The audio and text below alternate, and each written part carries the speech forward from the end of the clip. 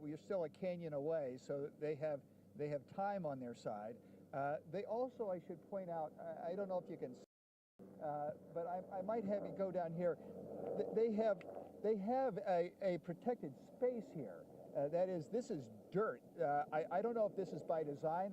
Hopefully it was, but they have ripped out the vegetation that does not give the flame purchase as it makes its way up the hill. So there's really nothing for it to preheat.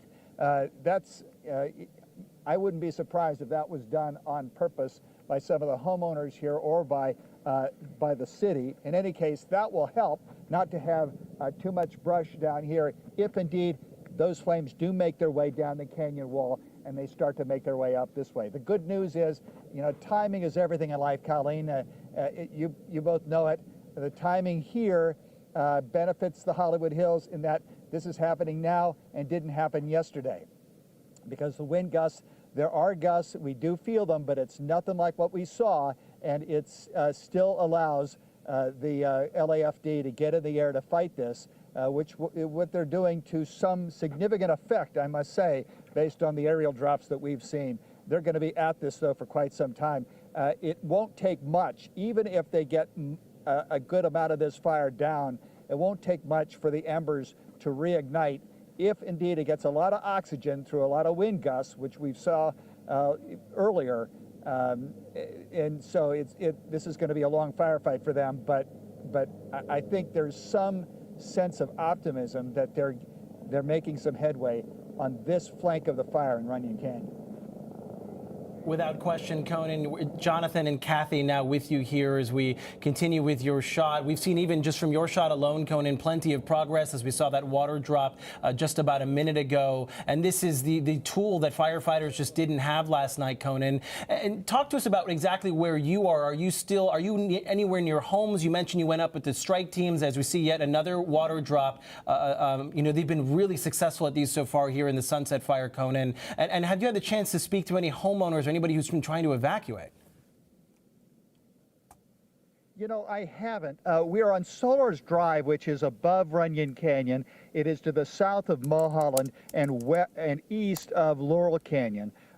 This neighborhood has been told to leave.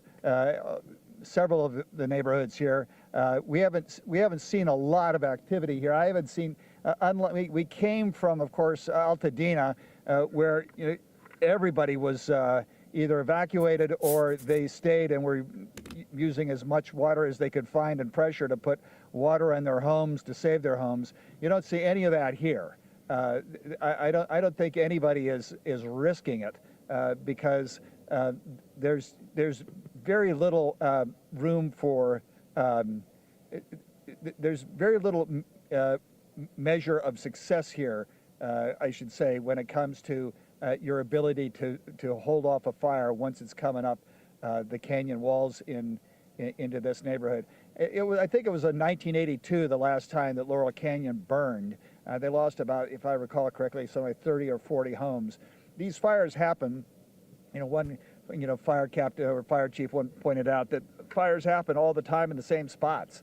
They happen and then everything grows back and then they happen again. Runyon Canyon has burned before, so has this neighborhood. It's been decades, and they've tried to do everything they possibly can to secure this region from a rapidly moving calamity that would be a fire like this. But again, there's nothing you can. It's really, all bets are off when you have the kind of velocity that we saw last night and this morning. With the wind gusts propelling the embers, advancing the flames in Eaton Canyon and the Palisades upwards to a mile downrange. So we haven't talked to anybody. I haven't seen anybody. Most have evacuated, I would think, and those who aren't evacuated are watching us and praying and hoping for the best. All right, Conan, we have some important information we need to pass along to our viewers as we hold your shot here. We want to clarify that the boil water advisory we talked about earlier, that advisory is actually for anyone who lives in the Pacific Palisades area if your zip code is 90272. Again, that zip code 90272. The LEDWP is urging you either use bottled water or you boil your water until further notice. That is because the water pressure there continues to be so low due to the high water usage that has been being used to try to put out the Palisades Fire. Meanwhile, we continue to watch this sunset fire that broke out just before 6 o'clock tonight in the Hollywood Hills. And Jonathan, one of the things about the Hollywood Hills, Conan was mentioning the spaghetti streets, and they're so narrow. If you've driven up there, if you park your car on the side, it's really hard to get around. So this kind of area can be really tough for firefighters. But what I found fascinating is that the people who live there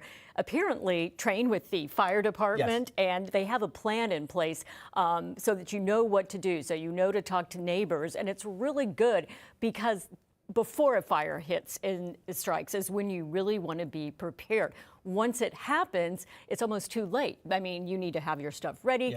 And if you're leaving beyond evacuation orders, if they tell you to get out and you don't go then, you're just causing a problem for firefighters at that point. So they really want you to adhere to those precautions. I love that they train with the residents there. And one big concern among residents, I know in the Runyon Canyon area, Kathy, is that they all always have concerns with how many visitors visit these parks that are in the canyon, especially Runyon Canyon Park. A lot of people park their cars, and they're concerned for this reason, because if there is a fire that breaks out, do the firefighters have enough space to drive their giant apparatus, those fire trucks, the fire engines, up into the canyon successfully to get to where these fires are going? They have red flag days on days like yesterday, days like today, where they don't allow parking for this very reason, so that people can get, the firefighters can get up into the canyon areas, these narrow streets, many of them one way in, one way out. And so, you know, thankfully, if people are, you know, heeding the warnings and they're heeding those red flag violations, they're not, you know, parking their cars in certain places. We saw a lot of people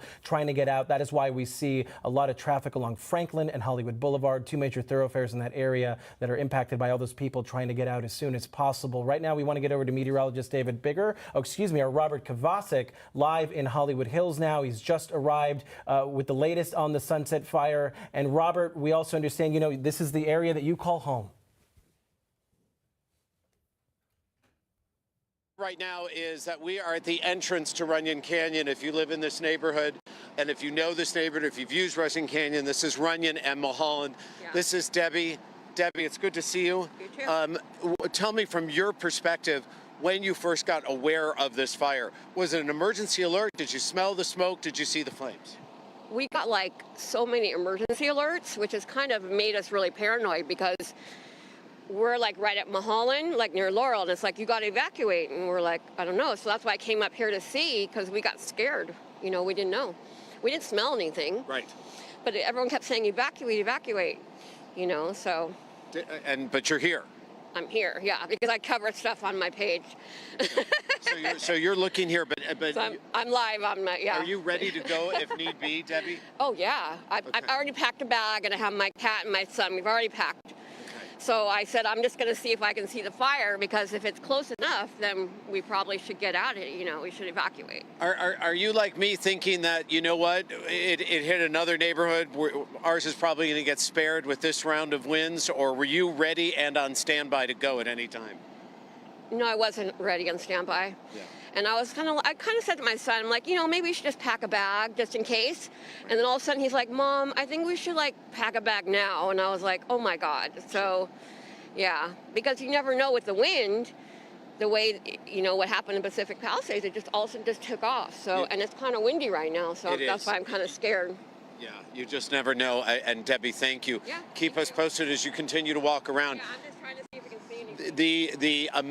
The amount of fire trucks we have seen is impressive, especially when we have had, by the admission of our firefighters, that they are stretched thin here. But again, so where we are standing, the fire we understood was a small fire that was near Waddles Park that would be down below Runyon Canyon. The good news is, according to firefighters, is that the airdrops are effective. And I told you several hours ago that the best way to fight this fire was going to be from an aerial assault. The small fires we've seen here before, that's the only real way to do it, especially when you're trying to traverse Runyon Canyon. It's very difficult. We actually, in the past, for those of us that live in this neighborhood, we can tell you it's all too frequent that we see the choppers overhead and then we say, oh, another hiker being rescued. So the aerial assaults are effective. However, by the admission of the LAFD, the winds continue to be erratic, and the winds continue to be erratic, and they are pushing in different directions, but they are also pushing west. And so I have heard from a number of people in the west part of the West Hollywood Hills that Bird Streets and that areas near Sunset Plaza and areas near Doheny up in the hills have already been asked to evacuate. And in the meantime, this area that just right over here, which was known as Outpost and Outpost Estates, that's the area that you are going to see before you get to the Hollywood Bowl. Those people have been asked to evacuate as well. To also underline the savviness and the knowledge that people have here, living in the Hollywood Hills, it's a trade-off. You know, it's a beautiful place to live. There are beautiful views, and there certainly is convenient. You feel like the San Fernando Valley's right here, and Hollywood is right on the other side of Mulholland. However, you understand the trade-off being that you live in an area where that as soon as the wind picks up and you have these conditions that you could be next. And it was here in the Hollywood Hills as they cast their eyes westward and looked at the disaster, the absolute disaster that has become the Pacific Palisades. The last thing that they wanted to see here tonight was for Hollywood Hills to be next on the list from this wind event. So the LAFD has really hit this. They've hit this hard. I cannot tell you enough times that the LAFD has educated the people who live in this area. There are drills, there are evacuation routes that are posted, and once every fall, maybe twice a year, we are asked to participate in a drill where we head on down to usually Hollywood High School, and that's going to be your evacuation zone, so you understand the routes that you have, because as you just were talking about, the streets here can be very narrow, they can be really, really tricky, and sometimes there's only one way in and no way out. And the most important thing you want to do is make sure that you get those fire trucks and the fire apparatus in. So they've got this fire right now, maybe the first time in a long time that we can say they've got it surrounded, because it's really burning right now in a bowl section, that being the Runyon Canyon section. But to stop it now from spreading, if it heads east, it's going to go to the Outpost Estates area and then push towards Highland and the Hollywood Bowl. If it goes west, then you know what? Honestly, we could be off to the races, because that is where you have nothing but homes on both sides of Mulholland, and that is a very, very dangerous place for this fire to spread. The Santa Monica Mountains Conservancy, there is a large swath of open space that is fuel to burn, and that could really help push that fire. So the goal right now, keep this aerial assault underway, and so far it's been effective. It is great to see that aerial assault. So fantastic to see the water drops. Okay, Robert, we have the Sunset Fire covered from all directions. Amber Frias is at the base of Runyon Canyon, the hiking trail there. Amber, what are you seeing down there? We see fire trucks with you. A lot of fire trucks out here. It looks like it's kind of like the place that they're using, the route that these firemen are using to get closer to the fire. They have since blocked the entrance to Runyon Canyon because there's a lot of people, a lot of young people actually gathering in this area, trying to take video, trying to take pictures of the situation. Now, along with these people, we've also met a lot of residents who live in the apartments in this area. As you may know, this is a very densely populated area. There are dozens of apartment complexes, thousands of people that live in these neighborhoods and are now being evacuated. Let's see if we could talk to some of these people here. Hi guys, how are you doing? My name is Amber. I'm a reporter with NBC4. What's your name, sir? Rich. Do you live in this complex? Where are you headed tonight? Hopefully nowhere. But if I have to leave, and my neighbors, we each have our cars, we can take off in no time, or walk. So you're packed up and ready to go? Yeah. Okay. How long do you intend to, wait it out? I'm hoping I'm going to sleep in my bed tonight. Hopefully. How long have you lived here, sir? 25 plus years. Anything like this ever cross your mind? Nothing remotely. So this is unique for here and I think for Los Angeles. How are you feeling? What's going through your mind right now?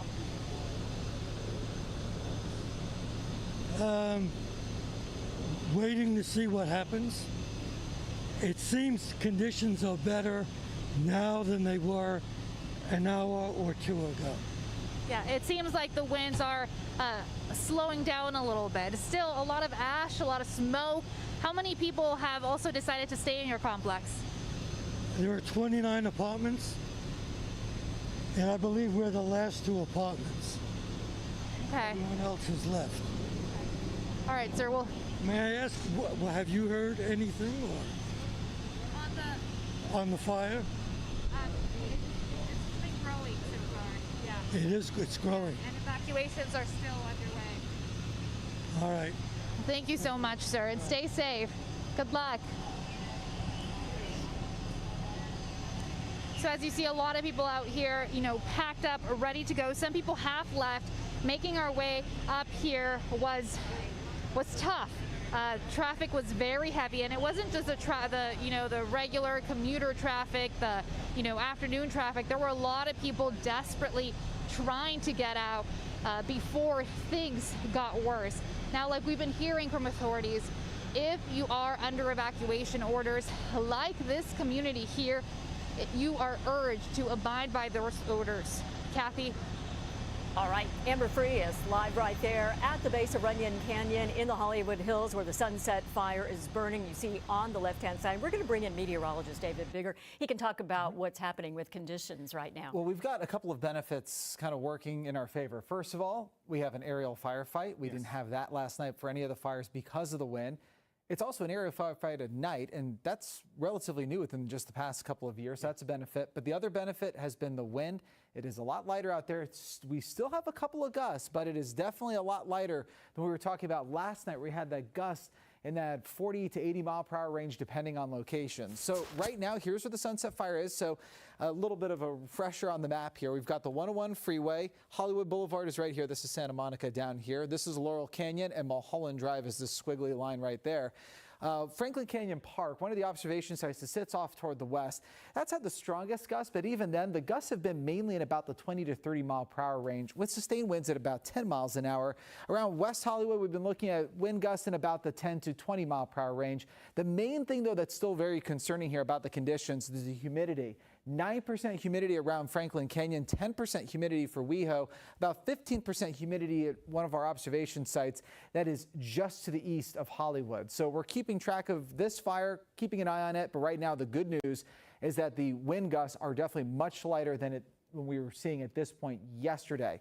Another spot where the wind gusts are still relatively light, but gusty in a few areas is around the Palisades Fire. So first of all, here's the entire fire area. It's this big shaded red spot. Around Topanga Beach, we've got gusts at 22 miles an hour. In the Santa Monica area, though, we're not necessarily seeing any wind gusts. The winds are relatively light at this point, but 10% humidity, still very dry.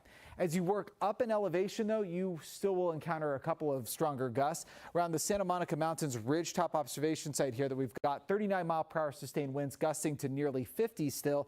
And around Malibu Creek, we still have gusts above 50 miles an hour. But look at the wind directions, kind of all over the place here. And that's making it a little bit challenging for firefighters tonight around the Palisades Fire.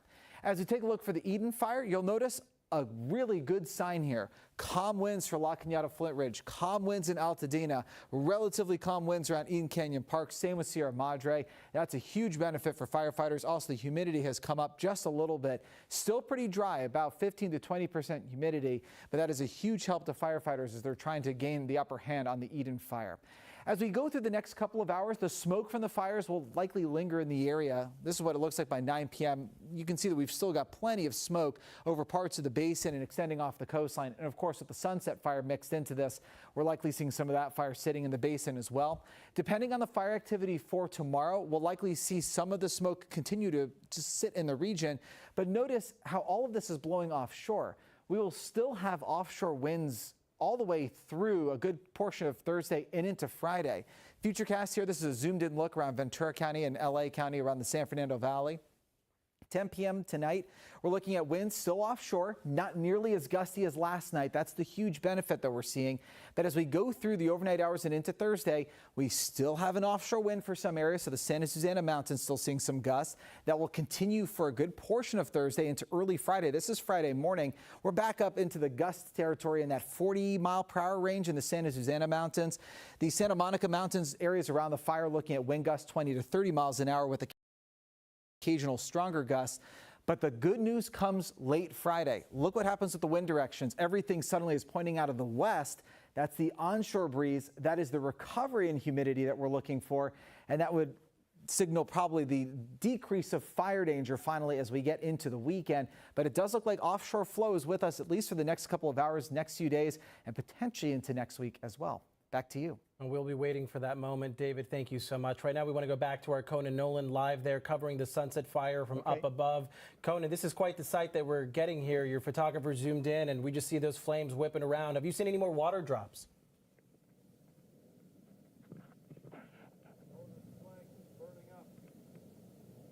All right, we're trying to reach Conan right now. I'm sorry, Conan, can you hear us?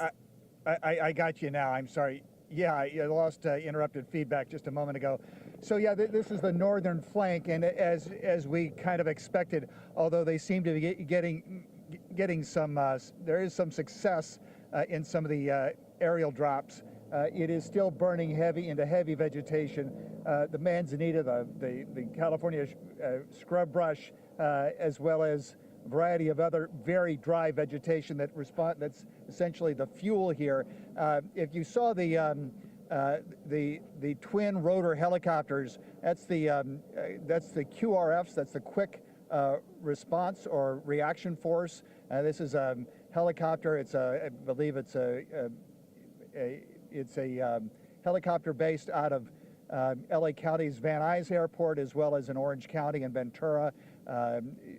Chinook 47s, I believe they are, about 3,000 gallons.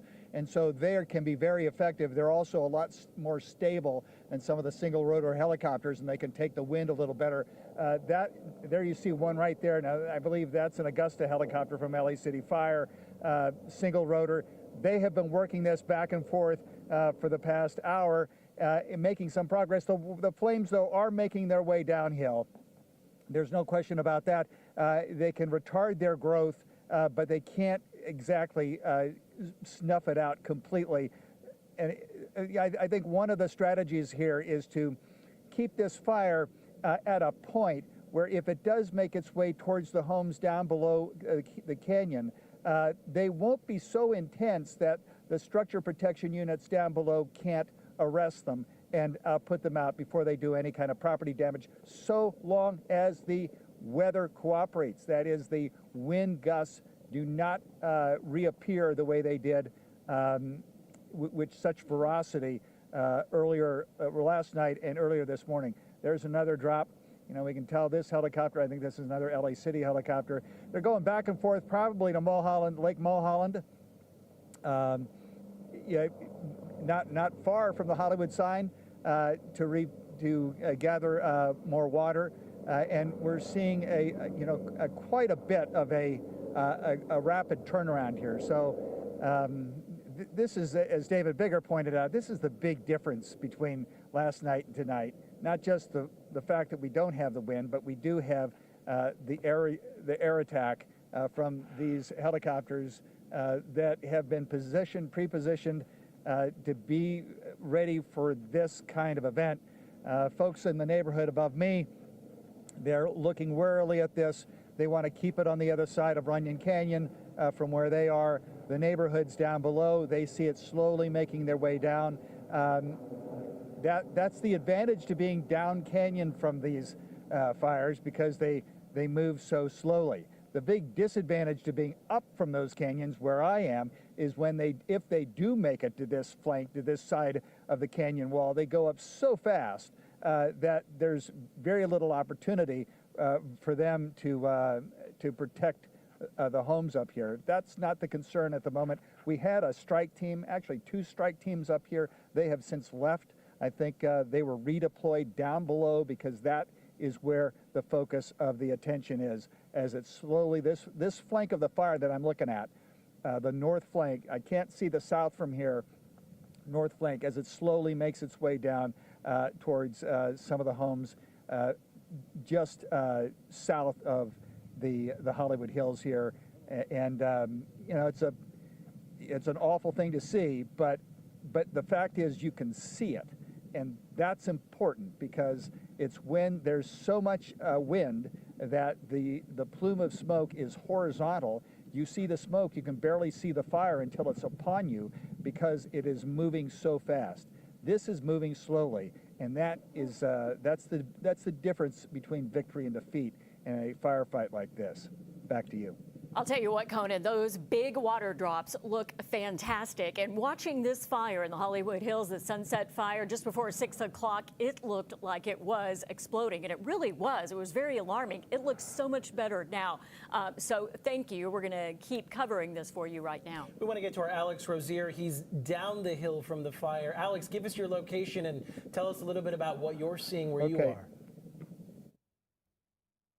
At Hollywood and La Brea, I want to give you folks a sense of what it looks like right now. So many people know this area. I want to give you a live look down Hollywood.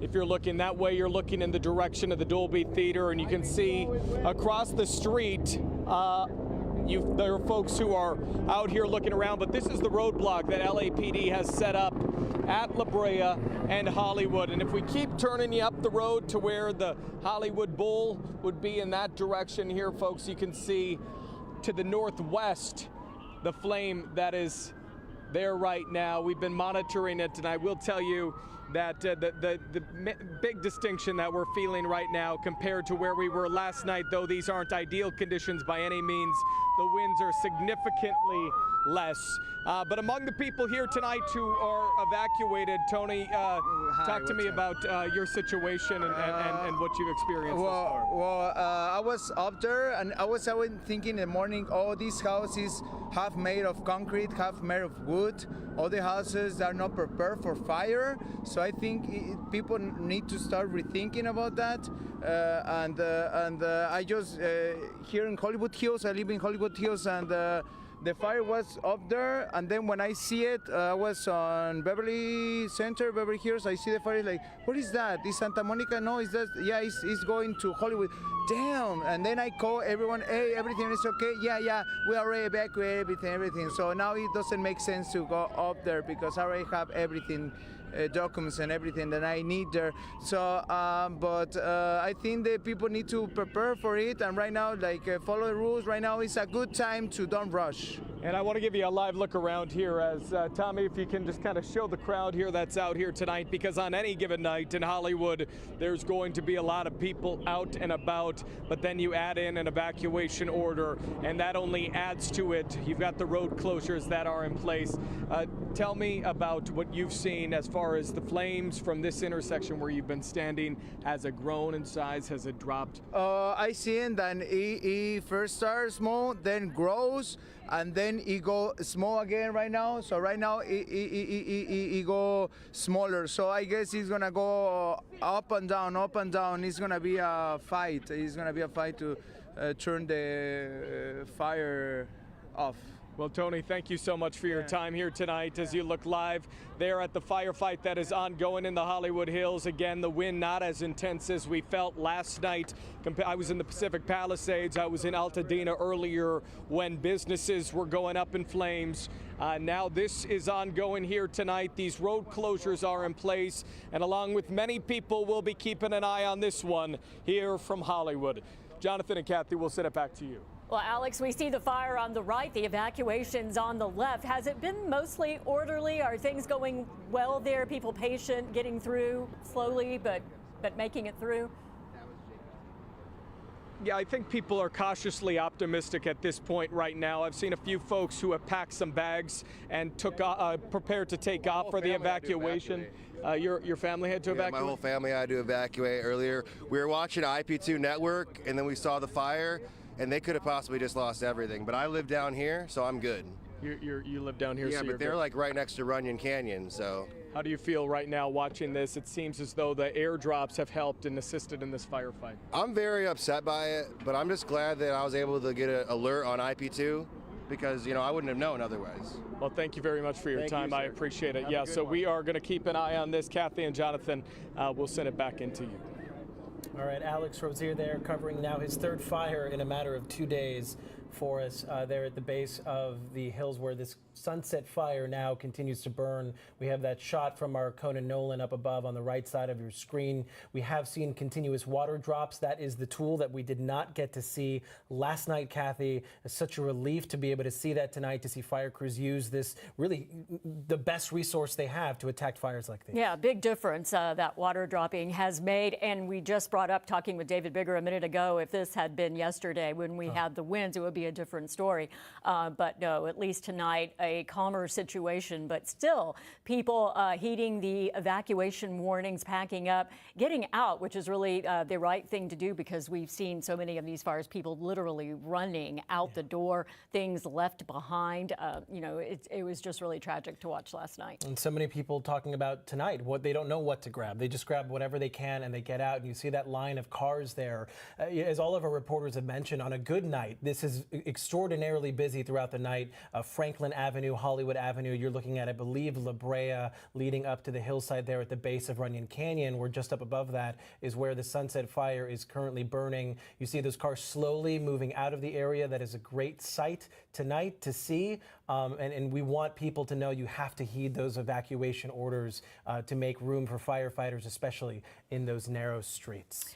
Well, the time right now, we're glad you're with us. It's 8 o'clock. We have been on the air now for 33 hours nonstop, bringing you the very latest on several fires that are burning across Southern California.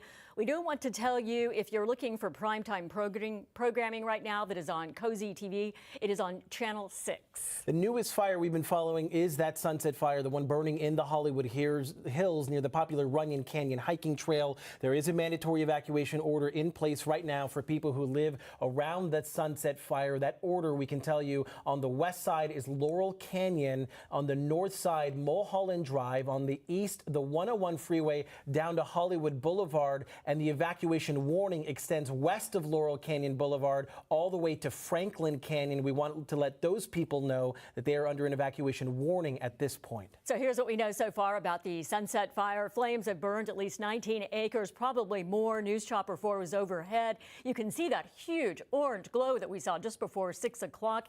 A mandatory evacuation order, as we said, underway. Within the last 2 hours, we have seen many big water drops. So good to see the choppers out there tonight. That is what we didn't see last night. That is such a relief for fire crews right now. Meanwhile, the Palisades Fire, we're still keeping a very close eye on that. That one has burned close to 16,000 acres now. There is still 0% containment. Evacuation orders have been extended for areas of Santa Monica, and those areas include north of Montana Avenue between 11th and PCH. The evacuation order for parts of north of San Vicente are still in place. Right now, more than 15,000 people do not have gas in the Malibu area. And there's also a boil water advisory for the Sunset Mesa community for the specific zip code 90272. We're also keeping a close watch on the Eaton Fire. This one has burned 10,600 acres and continuing to grow tonight. And sadly, we can report at least 5 people have been killed there in the Eaton Fire burning in Altadena. More than 1,000 buildings, mostly homes and businesses there, have been destroyed. City leaders are also asking people to leave the fire area. Many people have stayed behind to try to put out the flames in their homes. But we want to let you know that they're asking people to get out immediately so that firefighters continue to do the work that they need to do because there are still active fires burning there. There are evacuation centers open right now at the Pasadena Convention Center and the Arcadia Community Center. We have live team coverage tonight on every one of these fires. All right, we just want to update that Cozy is not on Channel 6. We'll get that information out to you. We're going to start with Robert Kovacic. He is live in the Hollywood Hills with the very latest on the Sunset Fire. Robert? Well, what we're looking at right now, Kathy and Jonathan, is that this is an aerial assault to a fire here in the Hollywood Hills. What you don't want to happen here in the Hollywood Hills is for this fire to spread for a number of reasons. First of all, it is so densely populated. Second of all, this is an area that has not burned. A major significant fire since the Bel Air fire back in the 60s. So when you take a look at what the firefighters have to work with right now, it is limited resources, as they have admitted throughout the day, since we are dealing with a number of different fires. But they know that they have to hit this one. They have to hit it hard. They have to hit it fast. And fortunately, the winds are cooperating enough to be able to get an aerial attack on this fire. We also have a number of fire crews here that have been out here trying to fight the fire on different flanks. And what I can tell you is that we have talked about, even into the morning hours, I believe, Kathy, you and I were having this conversation at 3 a.m. about the problem with the Palisades fire is that you didn't know where the Palisades fire was going to go next. Normally with the fire, it sort of moves. It chews through, or it plows through a certain area. It chars scorched earth. And then once it finishes, it goes on to a different place. And then you sort of know the direction it's going. Well, with the Palisades fire, you didn't really have an idea last night, even really through today, which is why there's no containment as to where that fire could be heading next, because the winds were so erratic. Here tonight, because this fire broke out, a small fire near Runyon Canyon, Waddles Park, I am told, which is just adjacent to Runyon Canyon, and if you know the area, you can access it just off Hollywood Boulevard. But that fire broke out and it spread into the bowl area of Runyon Canyon, and that, even though there's a lot to burn there, it's difficult terrain to access, but you can then sort of try and surround it, and that is what they have done. They do not want the fire to spread west. They have evacuation orders, we understand, from outpost to outpost estates, east to where I am standing, and then west all the way into the Bird Streets, off of Sunset Plaza Drive, off of Doheny Drive, and elsewhere. So we don't want to see this fire move towards Nichols Canyon, towards Laurel Canyon, towards Coldwater Canyon, towards Benedict Canyon, and beyond. And that is really what they're trying to do. They're also trying to keep the fire from jumping the hill, because you have the Studio City hills right here, and you have the Fryman Canyon area right here, another area that they want to avoid. Bottom line is, we have a number, thousands upon thousands of homes in this area, all surrounded by brush. Though they do a very good job of trying to clear the brush in most instances, it is a very easy fire to spread. So LAFD is on this. They have additional resources, and so they have a cooperation in place right now. But if this was yesterday, and if they were not able to fly, we could have had a whole different situation here. So there is reason to be confident as the firefight continues. There's also reason to be fearful, because as the LAFD told me just a short time ago, the winds are still erratic. They're not really sure where the winds are pushing. They're hoping they're going to go south towards Hollywood Boulevard, where they can get it. They don't want it to go west, because again, that opens up so many more communities. They don't want it to even push north, because they don't want it to get into those communities on the other side of the hill. So people have been following the evacuation orders. They know what's at stake when you live here. We have seen a number of people evacuate. My neighbors have told me to evacuate.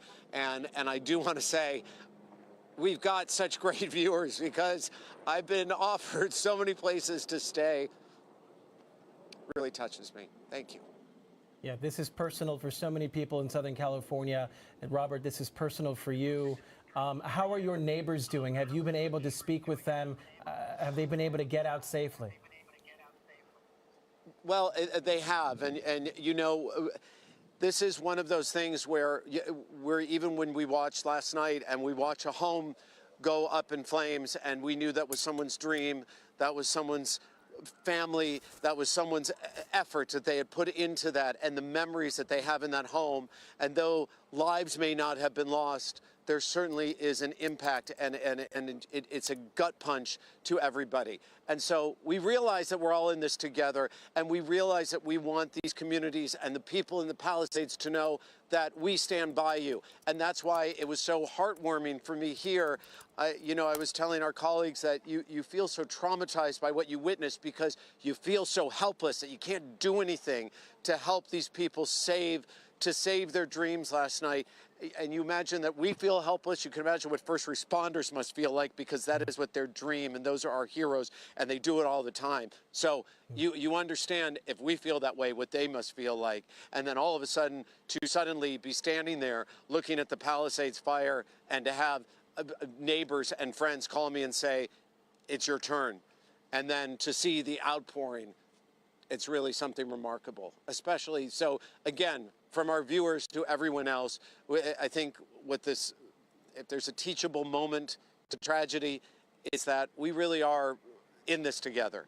And as a community in Southern California, we feel for each other, and we're going to help each other, and we're going to help each other through this. The way that people have offered to help me tonight, the way that people are offering right now, we've seen it, whether it's donations or whether it's food delivery or whether it's Airbnb offering police places to stay, or community members just out in force today going door to door. We are in this to try and get through this as best we can. And because this is going to be a week as we begin 2025 that few of us will ever forget.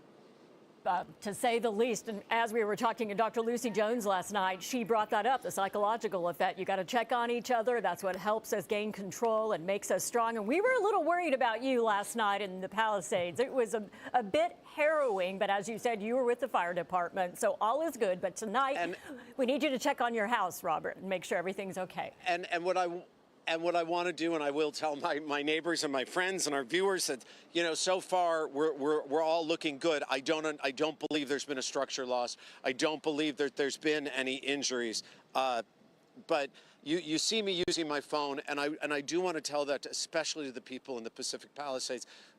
We were just on the phone, my photographer Susan Monroe and I, with Darcia Phillips, our colleague, to let her know everyone in the Palisades and beyond in that area.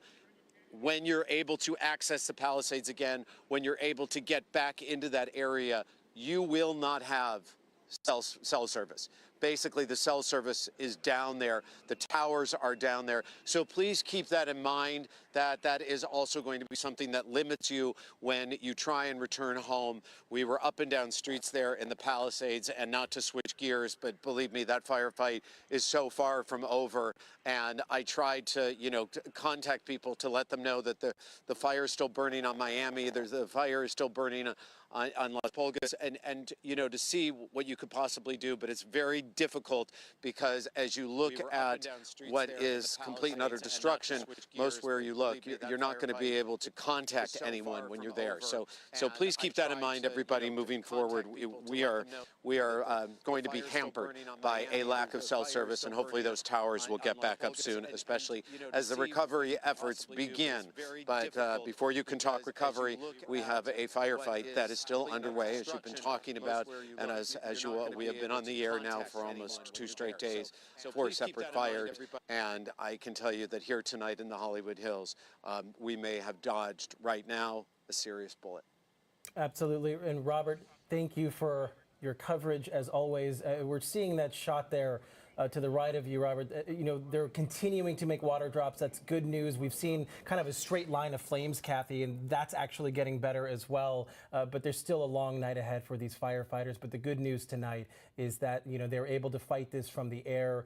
Before we go to our meteorologist, David Bigger, I want to update our viewers. If you are watching us right now looking for primetime programming on NBC, that is being aired right now on our Cozy TV network. You can find that on the virtual channel 4-2, or you can check your cable guide to find that. But again, NBC primetime programming, if you're searching for that right now, that is being aired on Cozy TV on channel 4.2. Let's get to the weather now. Meteorologist David Bigger is here with more on the winds and everything else we need to know as these fires continue to burn. Well, Kathy, the amazing thing is if you compare this to this time yesterday, it's a completely different map. Right now, wind gusts 26 miles an hour in Van Nuys, 32-mile-per-hour gusts around Ontario, 23-mile-per-hour gusts around Santa Ana.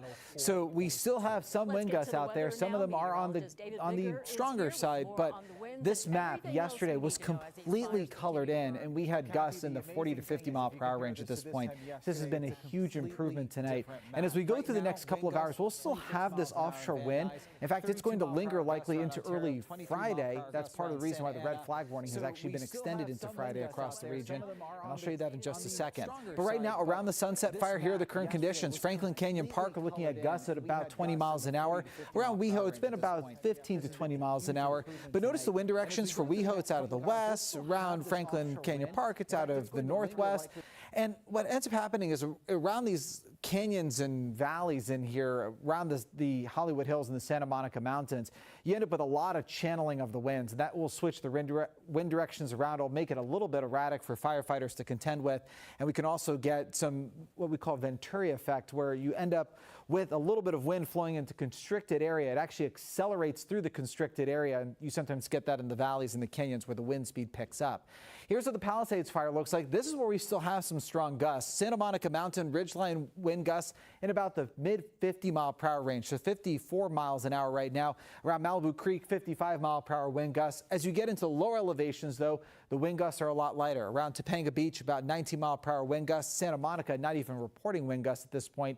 It's just light and variable winds. And then this has been the huge improvement compared to yesterday. We were seeing 70 mile per hour gusts last night around the Eaton Canyon area. Now we're looking at just 3 mile per hour winds. So essentially it's calm winds, but still pretty dry out there. This will allow the firefighters to gain a little bit of an upper hand on battling the fire. I wanted to show you what the winds look like for the Inland Empire as we go through the next couple of hours and the next few days. This is a great example of what we're seeing around the entire region. 9 o'clock tonight, we still have some breezy conditions out there. We're looking at winds in about the 20 to 30 mile per hour gust range at least. We're seeing some of that over the Orange County mountains, but again, this is a huge improvement compared to what we had at this time yesterday. Now, as we go through the rest of the overnight hours, this is 2 o'clock in the morning for tomorrow. You can see that the winds are all relatively light across the IE. It will come back. We'll be watching for some strong wind gusts as we get into the afternoon. Not as strong as what we had last night, but still 30 to 40 mile per hour gusts, a bit stronger in the mountains. That purple color in there, 40 to 50 mile per hour gusts.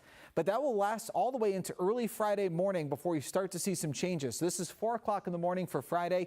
This is why we still have high fire danger. We have gusty Santa Ana winds still. South of Cajon Pass, we're still seeing wind gusts in that 20 to 30 mile per hour range, or even stronger. Coming off the San Jacinto Mountains, we're looking at some very strong gusts, 40 to 50 mile per hour gusts. But here's where the improvement happens. Watch what happens as we go through the rest of the day on Friday. The wind speeds come down, but the most important thing to note on here, look at these wind directions. They're all out of the west or the southwest. That is an onshore breeze that essentially will decrease the fire danger and sort of end this horrific event for our area, although the fires will likely still be continuing to burn. Here's what it looks like for Ventura County and LA County Valley spots. Just a little quick recap as we go through the overnight hours tonight into tomorrow. We still have the offshore flow out there. As we go through Thursday, just like the IE, expect the winds to get gusty at times, but not as strong as we had last night. Still, though, seeing gusts in about that 30 to 50 mile per hour range, depending on location. Boy, I tell you, Tim, if I were that homeowner, I would be praising those people for doing such a great job. I know a lot of people have been coming together, even we saw earlier today with the Palisades Fire. Good Samaritans, neighbors, they see somebody who needs help, and they certainly hope that courtesy is given to them in that consideration. But incredible, David. It's a great work out there, Tim. We'll check back with you. At least it's calming down quite a bit. So it seems like we've been through the worst of the winds so far, the gusts, but I'm wondering, the choppers and the aircraft that are flying and doing the water docks are making a big difference for us. Will they be able to continue to fly? I just got my motorcycle back from a complete rebuild, it's their call to make on that. I definitely think there's a much better chance at that because we're not looking at family pictures and a few valuable paintings out last night. So it almost feels weird to all the say stuff this, that's here is replaceable. Essentially, what we're looking at for tomorrow into early Friday morning, that's a normal Santa Ana wind. If you kind of get what I'm getting at here, it's a typical wind. It'll still be very strong. It'll still be gusty in spots, but that's what we've seen with our last couple of Santa Ana wind events. And again, nothing like what we had last night. So we'll still have a lot of high fire danger. The brain isn't like processing as real life. It'll take a second for that. But so I think they'll still be able to do an aerial apparently attack. my bedroom was the first to catch, and I've just moved out, and it's just hard to see, like, you know, it's all, oh God. As long as it takes to get you through these fires. Yeah, I'm still kind of off. In Los Angeles and in Altadena. To help with that, we have brought in reporters from our NBC and Telemundo stations from across the country. Including Daniel Ramirez from our affiliate in Las Vegas, and he joins us right now live from the bottom of Runyon Canyon. Welcome, thank you. What's the latest from your vantage point, Daniel? Thank you for the opportunity, Kathy, Jonathan. It looks like it's going to continue to be a long night for crews here with the Los Angeles Fire Department. Right now, we're currently located just in front of Runyon Canyon Park, and my photog will help me here, being able to see kind of just some of the flames, some of the embers that are showing here in parts of the mountain area here in the area of Hollywood with this fire that, like you guys mentioned, only started just a couple of hours ago.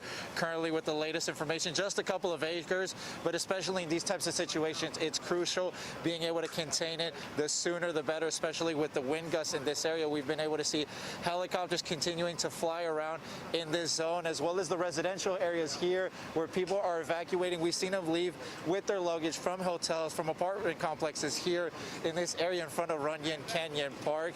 And that's why, including, we've also seen a few that have been waiting for Ubers, waiting for family members, waiting for them to be picked up here in this area, while there's a lot that's unforeseen as to what the conditions might be for their homes once they get back. But thankfully, it seems like crews here with the Los Angeles Fire Department are doing a really good job, and it's obviously going to be an ongoing fight throughout the remainder of the night. And as you can see here, yeah, there's dozens of crews here on the ground, but certainly probably a few up higher in the higher elevations area here of Hollywood. So obviously we'll continue our coverage here and stay on top of whatever goes on, and hopefully they're able to combat the flames head on.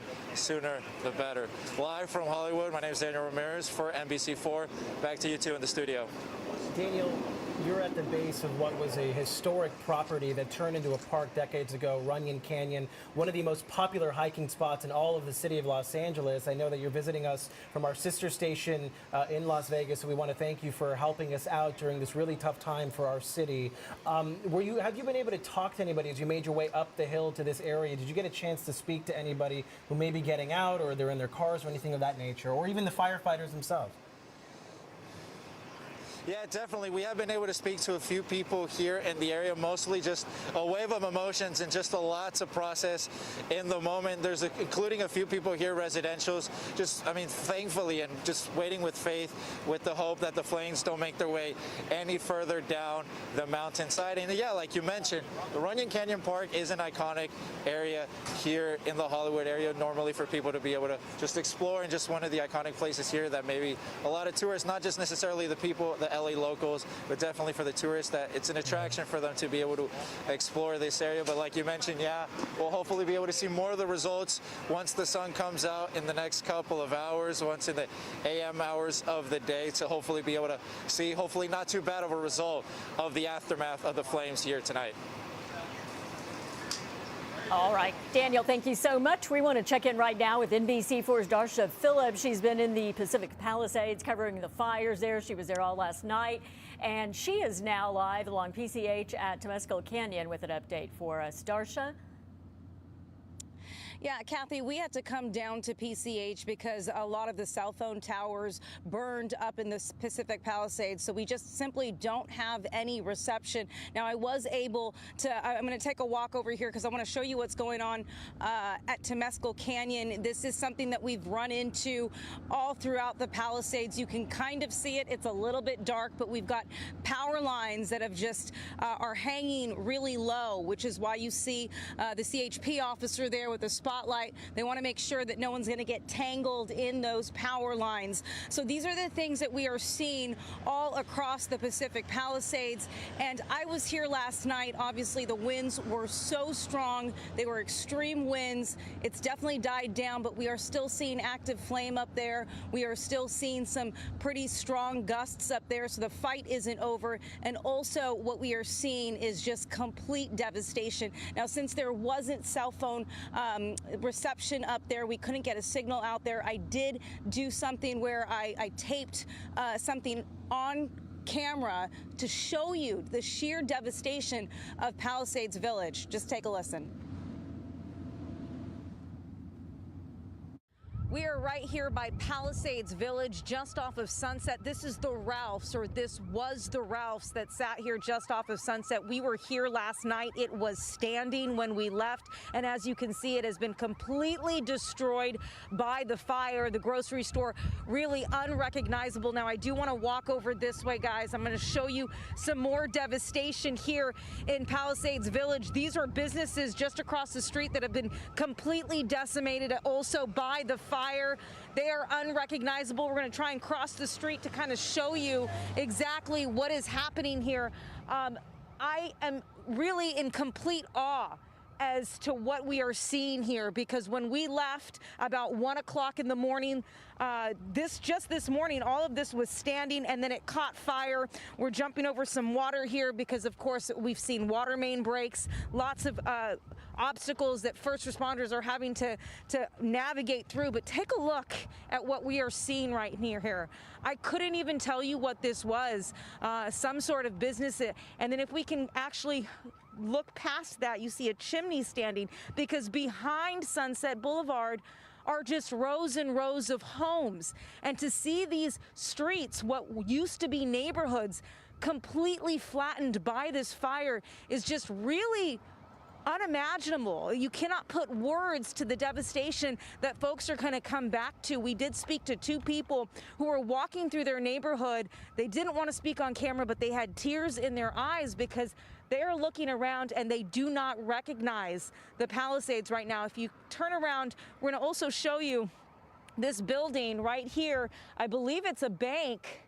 It is on fire still. So the wind is not as strong as it was last night, but we are still feeling wind. We still see active fire. We still see buildings that are burning right now. So lots of things that fire crews are still having to take a hold of, and it's still going to be a long day ahead of them, a long night, and several long weeks ahead for this community. We'll send it back to you. Okay, so that again was something that I taped earlier to kind of show the devastation in the Palisades. You're taking a quick look at people who are trying to get back up to their homes to make sure they're okay. They're not allowed to come up here by their cars, but they are allowed to bike or walk up. For now, that's the latest from the Palisades. I'm Darsha Phillips. We'll send it back to you guys. All right, we really see that ash blowing there by you. Thank you, Darsha. We want to get back to the Sunset Fire. NBC's Gotti Schwartz joins us now live from Hollywood. Gotti. Hey there, we were watching Conan Nolan a little bit earlier as we were on our way over here. I mean, there was a little bit of a panic when you see that fire pop up in the Hollywood Hills. We were down at the Palisades Fire, and you just know what the high winds can do. Fortunately, right now, and again, this is just right now, you look at the trees, and there is no wind that we can see here. And if there are wind gusts, they're not as extreme as what we saw last night. If you can hear all above us, we've got about 3 choppers that are circling. They are coming in so low that you can feel it in your lungs. In fact, well, let's see if we can head over here. Right now we are at, hold on real fast. Let's let the officers go through here. LAPD coming through. They're starting to evacuate a lot of people. You've got people that are gathering here on the street. They want to see what's going on. They want to see a lot of these airdrops. But here, there's a straight shot. And Franklin, just down the way, is Hollywood Worth NBC News. Thank you guys so much. Thank you for everything you do. And so right over here, you've got these choppers. Excuse me, these choppers are coming in, and they've got this night sun. They line up their shot, and then they come in, sometimes with night vision, and they put those drops exactly where fire is. It's been impressive to see. We've been watching with all of these people to the front line, the first line of defense. Brave men and women that are piloting those helicopters. We might lose a little bit of cell phone service here. So bear with me. If it starts to break up, let me know. But this is where those helicopters are coming. And I want to show you exactly how close we are to the flames and embers. Fortunately, we saw some flames earlier. Those flames have been knocked down to embers. But just beyond these lights over here, where we've got a fire engine that is staged, it is fully loaded. We saw it load up with water from this fire hydrant. Fortunately, the water pressure here is holding. But just up this way, you've got the embers. Those are the embers right up here. That is where the fire is actively burning, probably 500 yards away from so many of these homes here on Franklin. Then you've got one of these chop getting ready to make a drop. We have seen dozens and dozens and dozens of these burning up towards Mulholland Drive because of the topography. However, as it burns, it's the wind. The wind is pushing towards Hollywood. Fortunately, not a lot of wind, but as that wind pushes towards Hollywood, this is the area that firefighters are most concerned with. This is the area that is technically supposed to be under evacuation, and you see law enforcement going through trying to evacuate people. Down on Hollywood Boulevard, there is a whole lot of traffic. It is somewhat gridlocked down there. But up here, you've got, here we go. Incredible work by these pilots.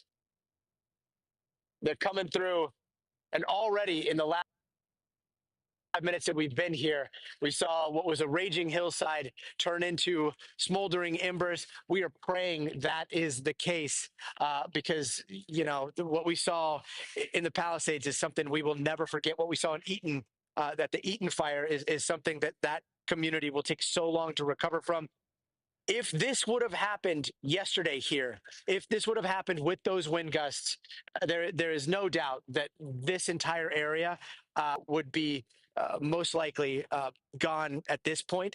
But fortunately, we are seeing this happen on a day where they have the air resources, they have the winds down, they can attack this fire like they normally do, and we're just hoping that that stays steady tonight.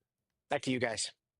Our Gotti Schwartz there, NBC's Gotti Schwartz there on the ground in Hollywood. Gotti, we're having a little breakup with your shot right now, but one thing we were able to see, Gotti, when you showed us, is that we're talking about hot spots and flare-ups versus, Kathy, versus, you know, what we were seeing even just an hour ago, those giant flames. The air support tonight has been fantastic, like Gotti mentioned, that those perfect water drops, something that was just not in the arsenal for firefighters last night. It's incredible the way they do it, and Gotti, you pointed it out. They can just see exactly where they need to drop it, and that's the key. They're not wasting it. They are hitting it spot on, and it has made a huge difference. It sure has, and again, it's so impressive to watch. Some of these helicopters are equipped with night vision. You can tell because they're coming in with no lights on. The other ones have those night suns that just they light up this neighborhood as they go over, and then they light up the hillside, and then it is that pinpoint accuracy, and you see it.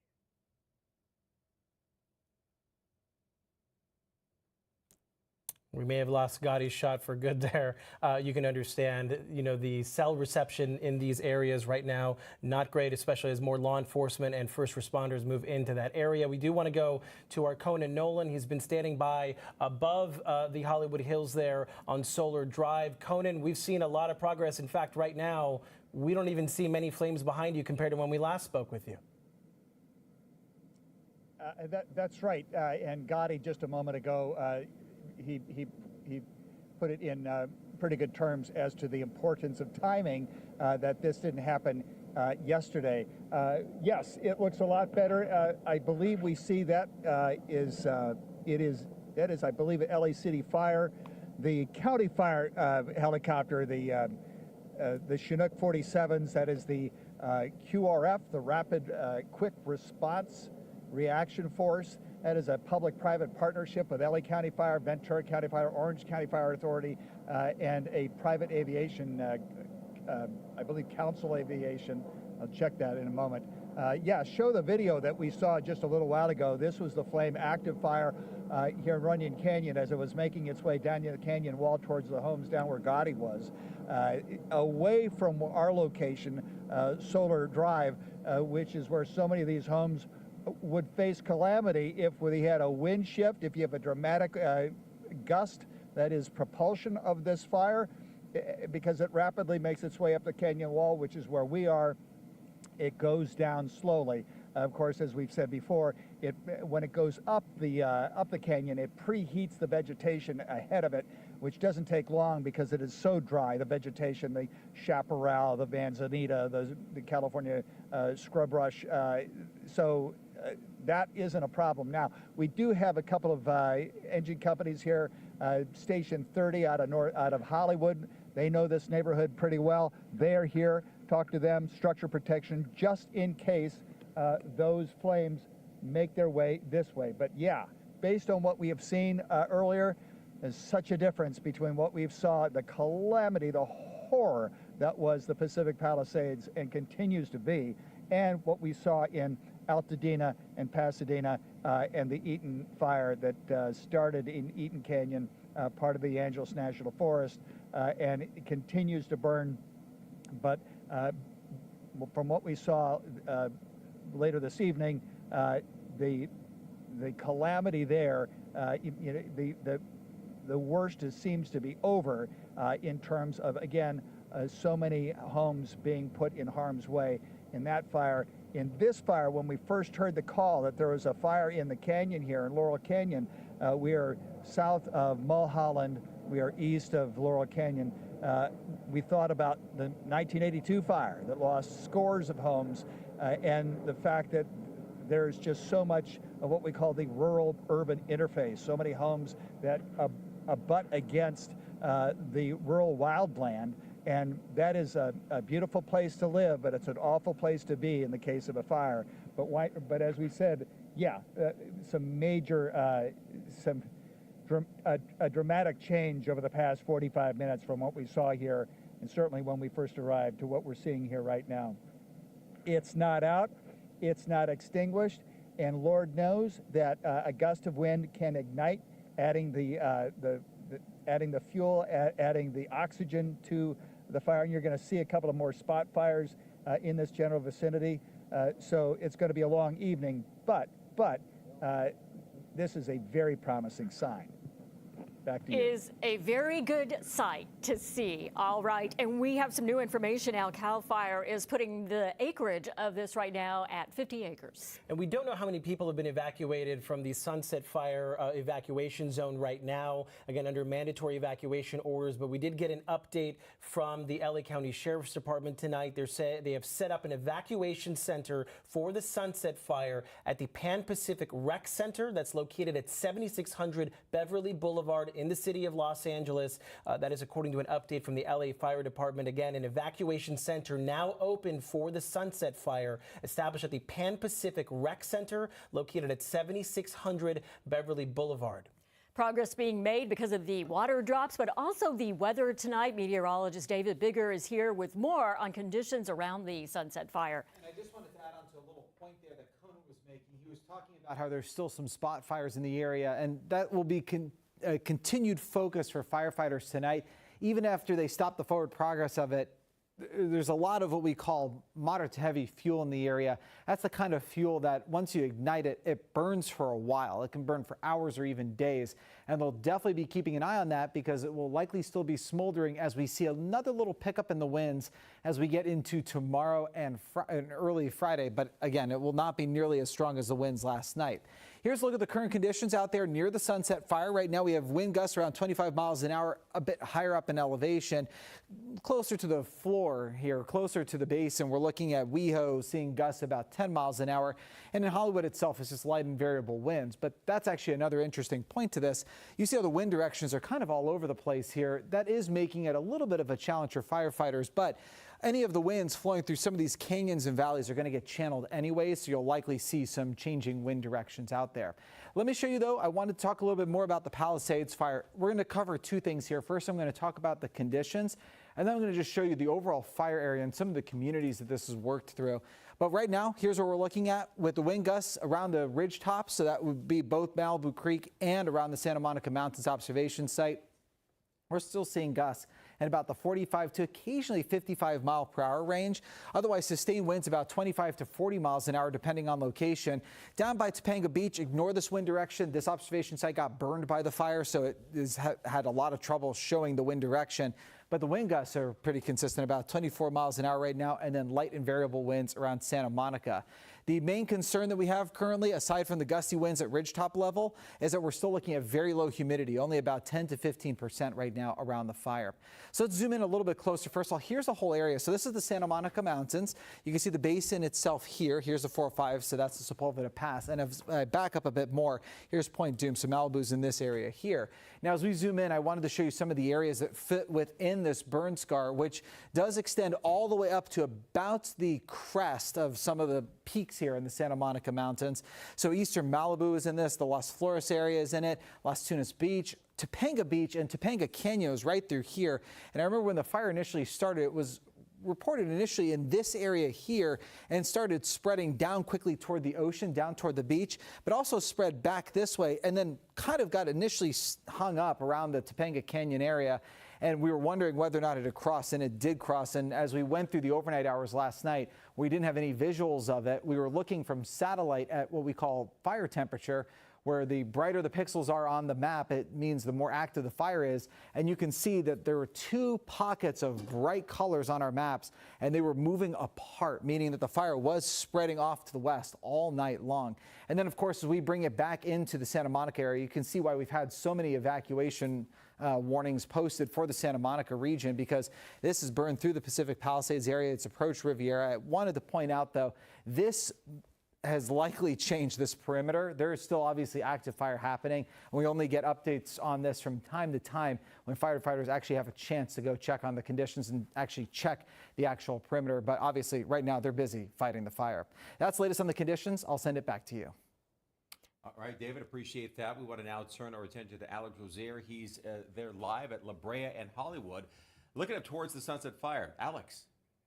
All right, we don't have Alex right now. It's been kind of spotty there. We're going to get back to him in just a minute. If we can bring David back in to talk a little bit more about the map. I know, David, some of these areas that are on the outside of that map have been put on like an evacuation warning because it moved so quickly. They were just told you better be ready to move. So can you go through what some of those neighborhoods might be that are outside of the fire area? Oh, yeah. So, okay, we'll zoom in once again here on this map. So, again, essentially, as we were watching this last night, it was expanding in 2 different directions. We had kind of one spot that was burning really intensely through Pacific Palisades itself. We had all of our reporters there last night, and we could see that it was burning intensely there. But as we looked from satellite, we can see that it was moving farther and farther west. And you can see, again, all of the area that this is covered. So essentially from PCH, from the ocean, up to the ridgelines that you see when you're driving down PCH, have likely burned. And this is all the way to the eastern Malibu area, just off the screen. So just past, right about where my foot is, essentially. That would be about where Pepperdine is. So that gives you kind of a perspective of about how far west this has worked. And again, this has likely changed a little bit of this area here because there are still some more evacuation warnings in a few spots. And some of this area we've likely burned outside of because we just got this update earlier this afternoon. It's likely changed a bit. But as we work our way slowly off toward the east, you can see some of the other areas here, like it burned through part of Topanga Canyon here. Here's the 27, for instance. One of the concerns that we have, if I can kind of start to look a little bit farther into the future here, Kathy and Michael, one of the concerns we have is now we have a huge burn scar. Eventually we will get rainfall at some point. I really hope that we get rain at some point soon because we've only had just about 0.2 of an inch of rain so far this season. We really need to get some more. We're about 4 inches behind average. But I hope whatever rain we get is very gradual and slow because this is now our new prime concern for any mudslides as we go through the next couple of winter months and even into next winter. It's going to take some time to grow back. It's usually about a season or 2 before we have enough growth that heavy rainfall starts to be a little bit less of a concern. But this is definitely all the areas we're going to be watching. We've already seen when we had heavy rain last season, we had rock slides and all sorts of stuff happening throughout some of our canyon roadways, including Topanga Canyon. We're likely going to have that problem popping up once again the next time it rains. And then working our way back closer to Santa Monica, you can see here's Will Rogers Beach, for example. That's Riviera Country Club. That's kind of about how far we've been watching. That's why there's all those evacuation warnings posted. Back to you. All right, David, I'm going to give it a second try here. We're going to now toss things out to Tracy Leong, who's keeping an eye on what's happening out in Altadena. Tracy. Yeah, we are on West Palm near Lincoln, where as Sean Browning, my photographer, and I were driving around, we just noticed hundreds of homes destroyed in this neighborhood, including the one right behind me. You can see there is still smoke and fire smoldering inside this garage. This car completely destroyed. These homes nearby completely gutted. We don't see a lot of active raging flames as we drove through, and just a difference that the weather we've seen in the last 24 hours. This time yesterday we could barely stand because of those strong winds, which were fueling those flames and caused it to spread all over this area. Here's a look at something we shot earlier tonight when we were on Lake Avenue, where we saw dozens of businesses destroyed. We saw firefighters actively working to put out the flames. We are on Lake Avenue near Beverly, and take a look around. It looks like a war zone. Across the street, all these businesses either completely destroyed, some still burning and smoldering as we speak. Sean Browning is giving you a look at the Bank of America building just right across the street from Chase Bank, and you can see it's just going up in flames. We've seen fire crews pull up, but because of the extent, those intense flames, it looks like they are trying to put some water. They are using a defensive fight from the bottom. At the front doors, it looks like they are spraying water in with their hoses, but you can just see this thick plume of smoke billowing into the sky, and those are just wild flames that are shooting out the back of the building. And just to the right of Bank of America, several stores and businesses, possibly restaurants, completely destroyed. Yeah, there's a lot of fire trucks, a lot of crews out here. We're trying to get a better angle of this.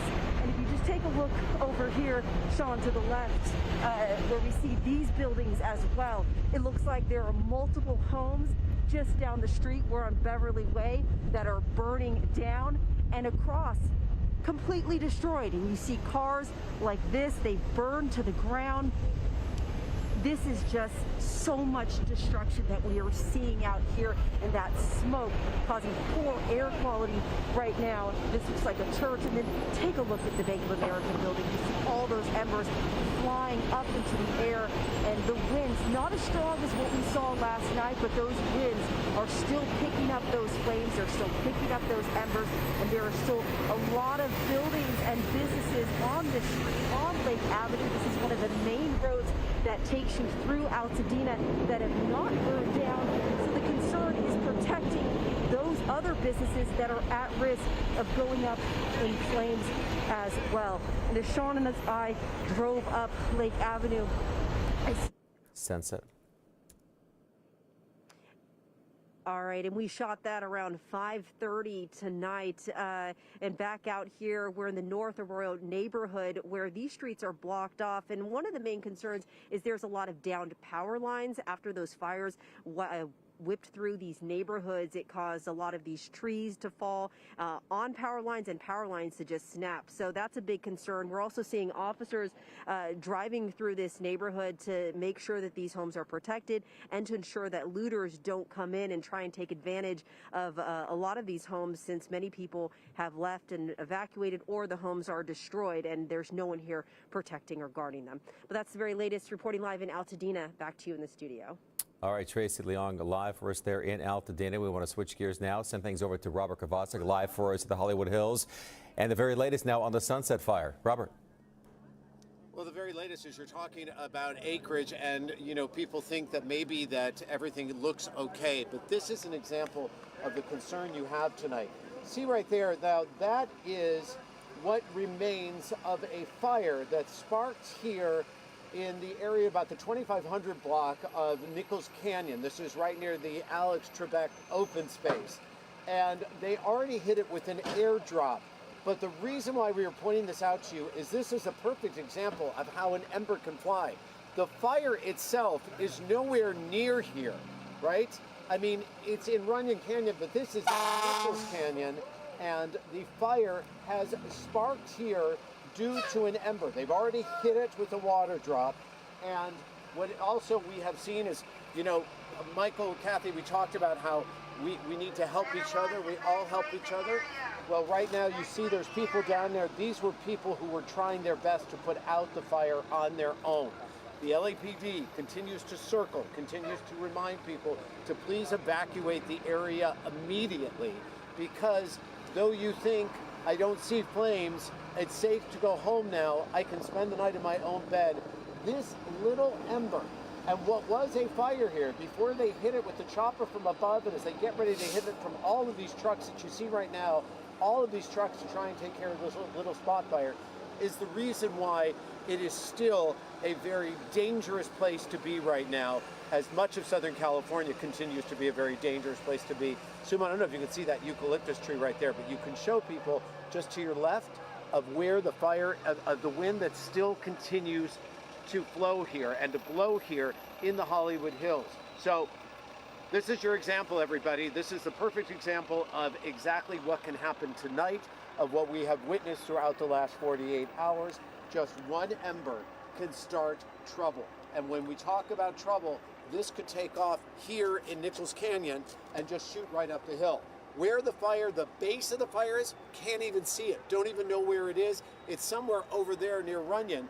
But right now, an ember, one single ember, maybe a couple, started what we're looking at here. And a short time ago, it was far worse until they hit it with the aerial assault above. And right now, you see here, you've got a number of people from LAFD that are coming to it. But again, let me just show you right here. These are the buckets that neighbors were filling up, that those people who decided they weren't going to evacuate, they filled up and they tried to get the water on the fire. And as we were driving down Nichols Canyon, we saw them just taking care of other little spot fires, just little fires on the side of the road. But you know, it only takes a little fire. How did Palisades burn? It only took a little fire in the backyard to create this. How did this fire start? It only takes a little fire. So this little fire could possibly become something else indeed. And that is why we have the LAFD here. That is why they're hitting it from the air and why they're about to hit it from the ground. And that is why we see the LAPD continuing to circle and telling people to please get out, because this is not over yet.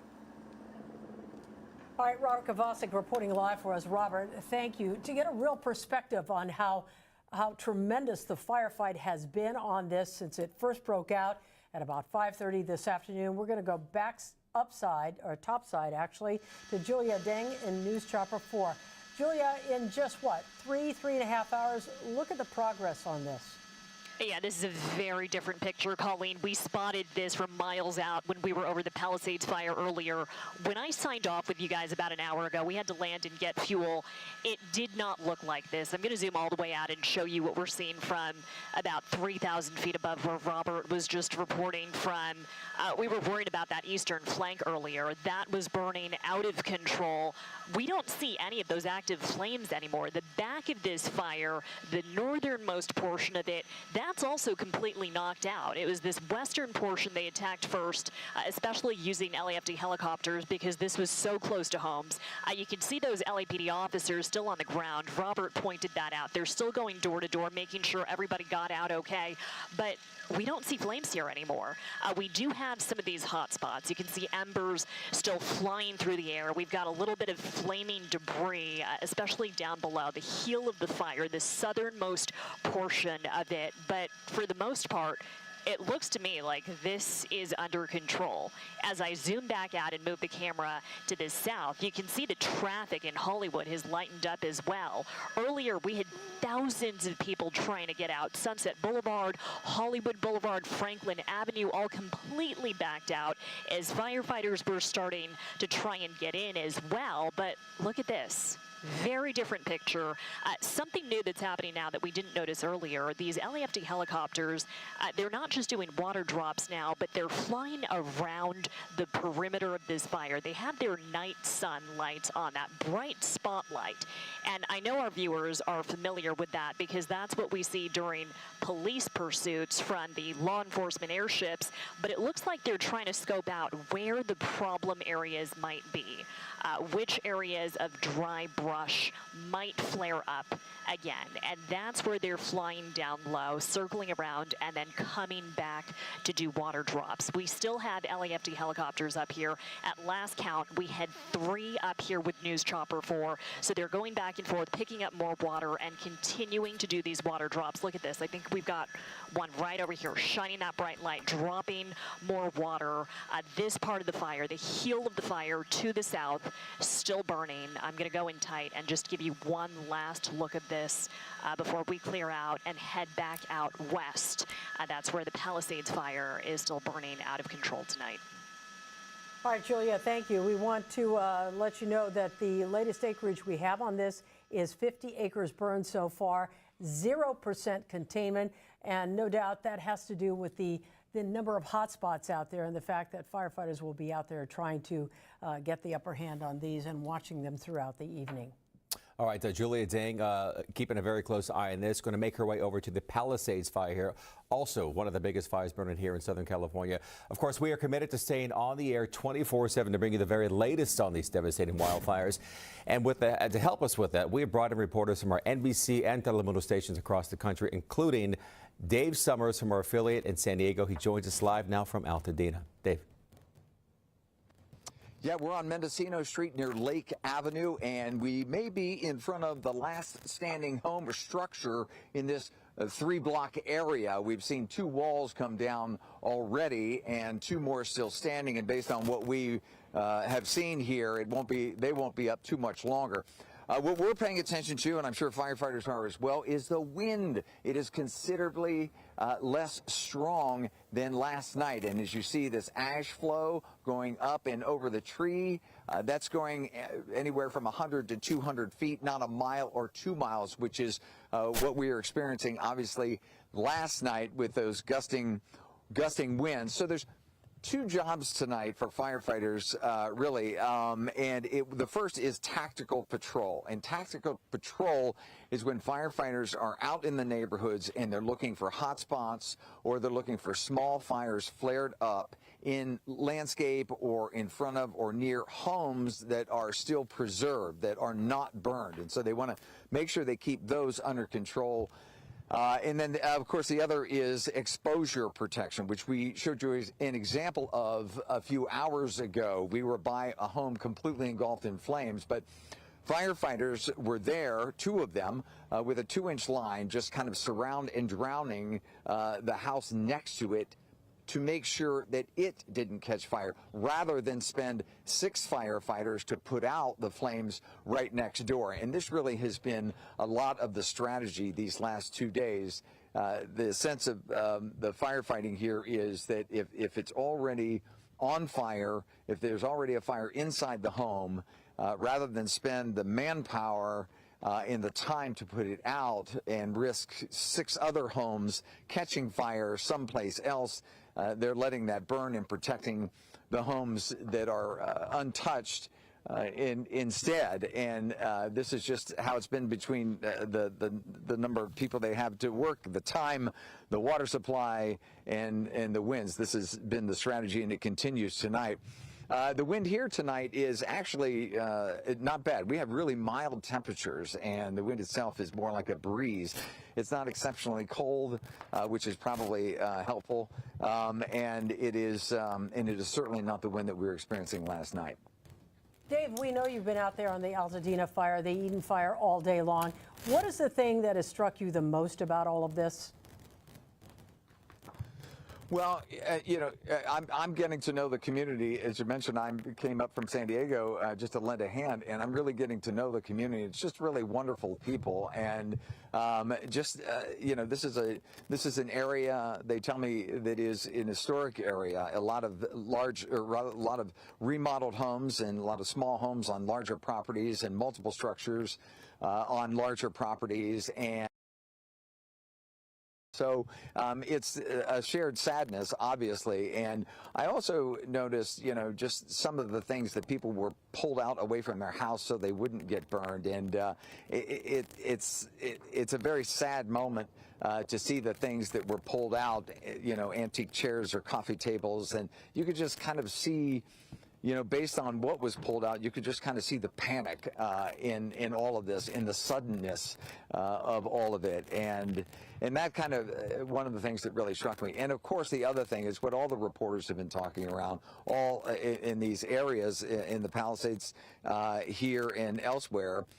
So many homes destroyed. When I showed up this afternoon the number was about 100 here, and there's got to be 500. It seems like the majority of the homes in the neighborhoods that we've been in have been destroyed, and very few are still there. I also found out that some of the homes that were salvaged, the homeowners are telling me that they waited it out and they kept their hoses going and their irrigation systems going and just kept wetting down the roof and the house, and they've all felt like that certainly helped. But as you know, and as we've seen, in some cases, no matter what you do, you're just not going to save the house when the wind is going that hard, and the fires are burning so fast, and the ashes are flying so fast and going so far. One other quick question before we let you go on this. We heard the sheriff say something about 3 looters arrested. Are you seeing a police presence through any of these neighborhoods at all, trying to stave off that and hopefully so that people are not victimized twice?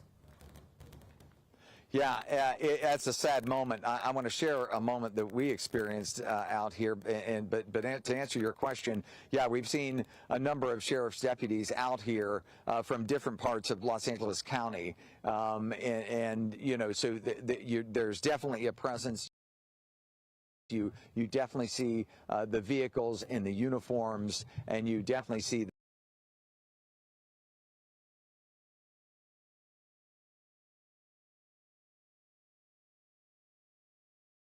on places. That certainly helps as well. But we had a circumstance earlier tonight where we were here in Altadena in front of a home that was on fire, and 2 people came up. One of them was photographing the home, and the other person picked up a bucket and just started collecting things off the front of the lawn.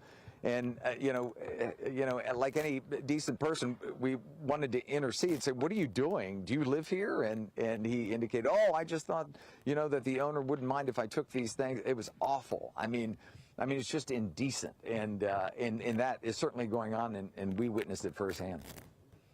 Unbelievable story to hear that you even witnessed that happening when someone is in the midst of the most vulnerable point of their life, And the good news, he dropped the bucket and quickly left. So thankfully, but this is definitely going on out here.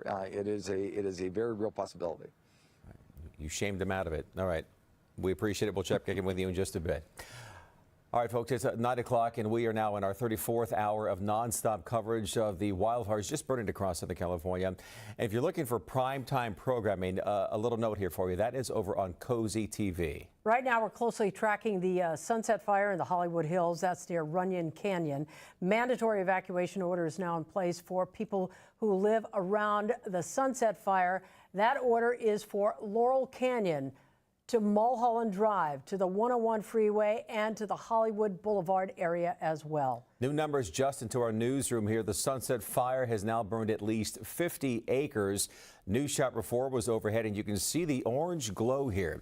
Mandatory evacuation order is underway within the last 2 hours. We have seen a whole lot of water drops out there from choppers tonight. That's the really good news, Yeah. The difference between today and yesterday. Meantime, the Palisades Fire has burned close to 16,000 acres. No containment in sight so far. Evacuation orders have been extended for areas of Santa Monica, and they include areas north of Montana Avenue between 11th and PCH. The evacuation order for parts of north of San Vicente still in place. There's also a boil water advisory for the Sunset Mesa community. The zip code there, 90272. All right, on now to the Eaton Fire. That fire has burned 10,600 acres, and it's still growing. At least 5 people have been killed, and more than 1,000 buildings have been destroyed. Those include homes and businesses. City leaders out there now asking people to leave the fire area, stay out of that area so that firefighters can work.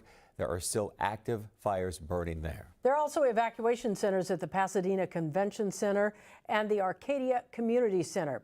We begin our team coverage tonight with meteorologist David Bigger. And David, you heard Dave Summers talk about the wind situation in Altadena right now. Very, very good news. Yeah, it is very good news. The winds are much lighter across the entire region, and we can actually see this again from space using our fire temperature look from satellite here. The brighter the pixels are, the more intense the fire is burning.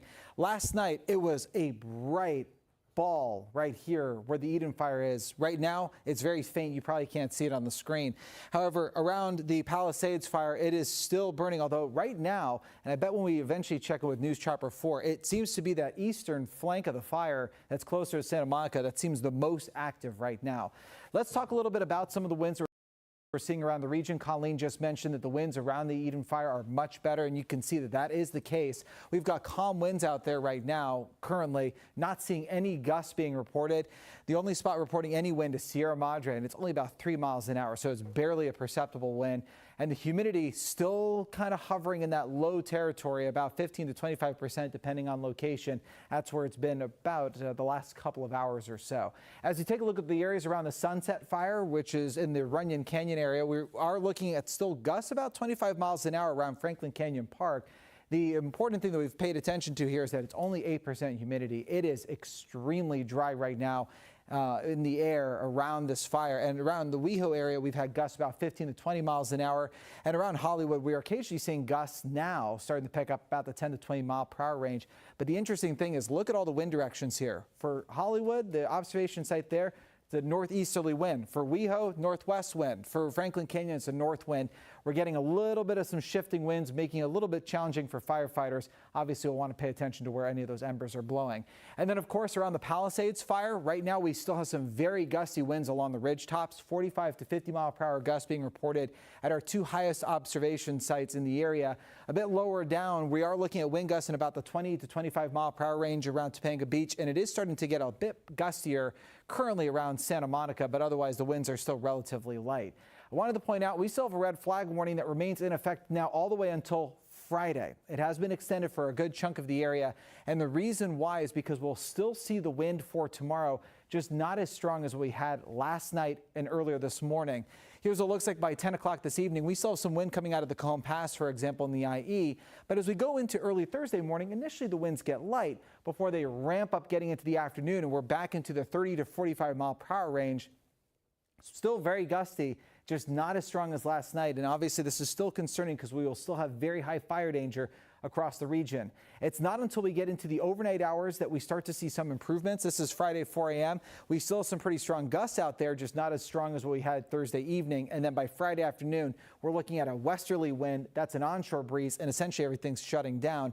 It's the same for LA and Ventura counties. As we go through the overnight hours and into tomorrow, it stays gusty in a few spots, mainly the Santa Susana Mountains and some of the San Gabriel Mountains as well. But as we get into the afternoon, it may get gusty, including the Santa Monica Mountains and areas around the Palisades Fire. But you can see Ventura County potentially looking at gusts in the 30 to 45 mile per hour range. It's not until we get into Friday afternoon that the winds start to shift onshore, which will start to decrease the fire danger, and that is why that red flag warning expires as we get into Friday afternoon. But again, right now, it really looks like the most active portion of the Palisades Fire seems to be the eastern portion of the fire, and so I'll send it back over to you guys right now. All right, David, appreciate that. We are covering, as you know, 3 fires, including the massive and most active of those fires, the Palisades Fire, which is almost 16,000 acres. Let's check in right now with Julia Dang in News Chopper 4. She just arrived over the scene. Julia, this is really the first nighttime view we are getting of this area since the fire first broke out. That's right, Colleen, because, of course, we couldn't fly this last night due to not only that presidential flight restriction, but the extreme winds. So we're now kind of in the heart of it. We're stationed southwest of the worst of this fire. I know David was talking about the eastern flank of it being really concerning tonight, pushing toward Santa Monica, toward the 405. But what you're looking at is actually closer to the western flank. That's where water dropping helicopters are still active. Several of them were circling the area when we got on station. We haven't seen any water drops just yet, but I imagine just like the Sunset Fire, as we stay here longer, we're going to see them doing this over and over and over in a very methodical way, mapping out where they need to attack first. So I'm going to zoom out from, this is Temescal Fire Road and Rogers Fire Road. I don't know if you can tell the difference between the fire behavior here and what we just shot a couple minutes ago in the Hollywood Hills over the Sunset Fire, but these flames are lapping at brush in a very different manner. They're shooting a lot higher up, they're moving a lot faster, and you can probably tell how this smoke is traveling faster as well. It appears to be blowing north-northwest for now, but it's moving erratically. We can feel the difference in the wind conditions up here in News Chopper 4, and I want to zoom out and just give you a wider shot here, show you the lay of the land. This scope of destruction is truly unmatched to anything I've seen in LA before. Earlier today, we showed you how eerie it was down in Santa Monica on the pier where the lights were out and it was completely deserted. Tonight, it looks like the lights are back on. The smoke has cleared a little bit from that area. But there's no telling, with these winds still gusting so powerfully, what might happen. The embers here are doing what they were still doing over at the Sunset Fire, even after it looked like it was knocked down. They are just flying through the air, flying miles from the flames. So this is still spreading at a dangerous, concerning rate. And of course, the Palisades Fire here, Julia, is the largest of the fires burning here in our viewing area.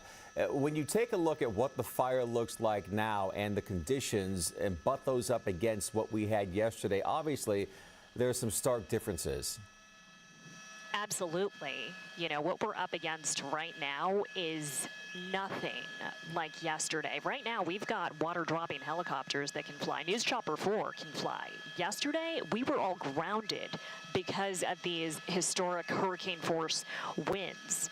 But the issue is, this got started already, and once it starts, it is that much harder to stop. So the area that I'm zoomed in right now, because this probably all looks the same to you on the ground, but this is Topanga Canyon Boulevard, and these are well-trafficked roads. You know, I don't mean to interrupt here, but where is Topanga Canyon Boulevard? We're looking at this and all we see are flames, so I guess I'm a little confused by the picture I'm seeing. There you go, maybe that'll help us. Oh, there you go, we see it now. Julia, from your perspective, is it possible to tell which direction this fire is burning? You said to the east? We heard from David the eastern flank is going to be the part of this fire that's most dangerous. That's probably going to be the focus of the firefight, but it looks to me like this is actually burning north-northwest. That's where it looks like the smoke is traveling very quickly right now.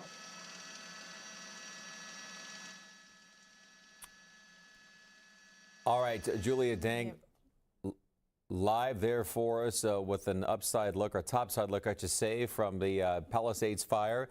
We want to go ahead now and back to Conan Nolan, who's live in the Hollywood Hills on the Solar Drive, and I guess we're keeping a very close eye as well on the Sunset Fire. Conan.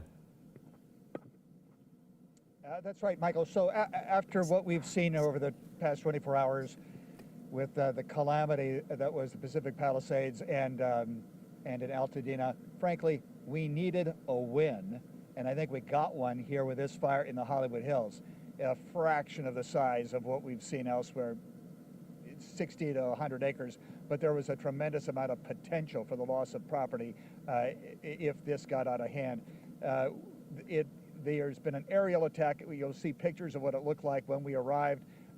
This wing of the fire, this flank of the fire, down to Runyon Canyon. There's all sorts of structure protection. We see water and power trucks here to my left, as well as a few engine companies. But they're able to get at it, as we pointed out before, because they could fly, unlike last night, unlike this morning. Specifically, the quick reaction force helicopters, the QRFs, that is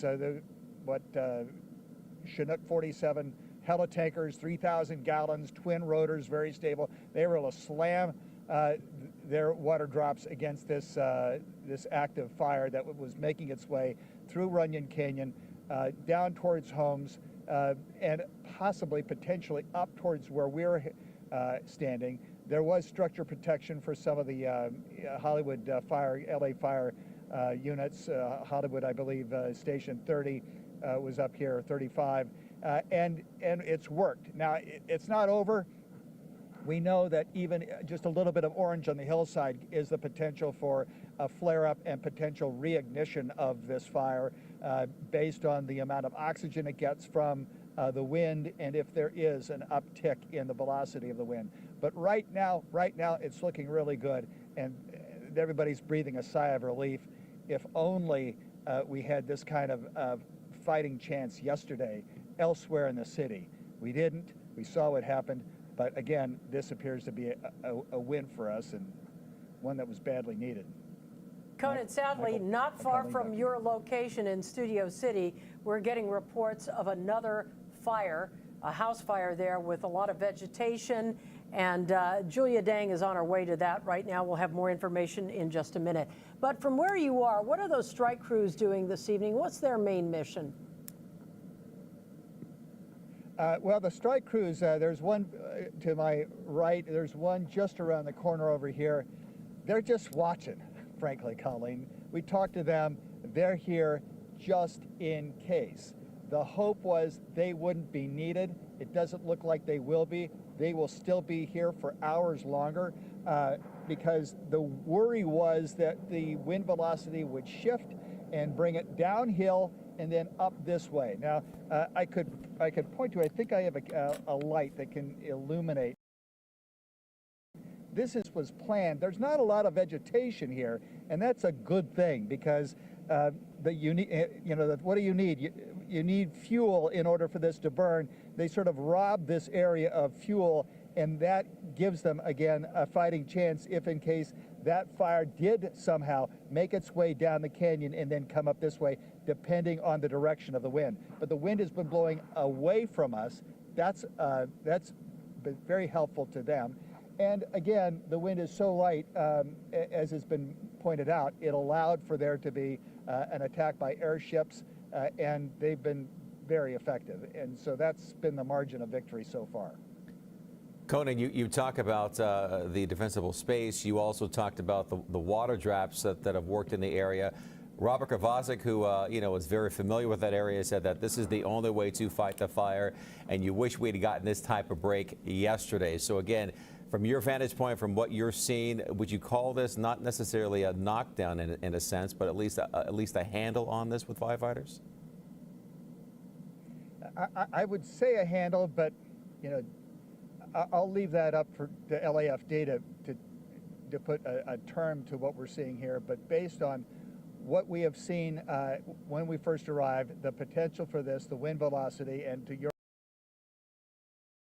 point, the fact that we didn't have the ability to fight fire from the sky yesterday, yeah, I think that this is the best case scenario for the firefighters that we've talked to thus far, and it's looking pretty good. Back to you. All right.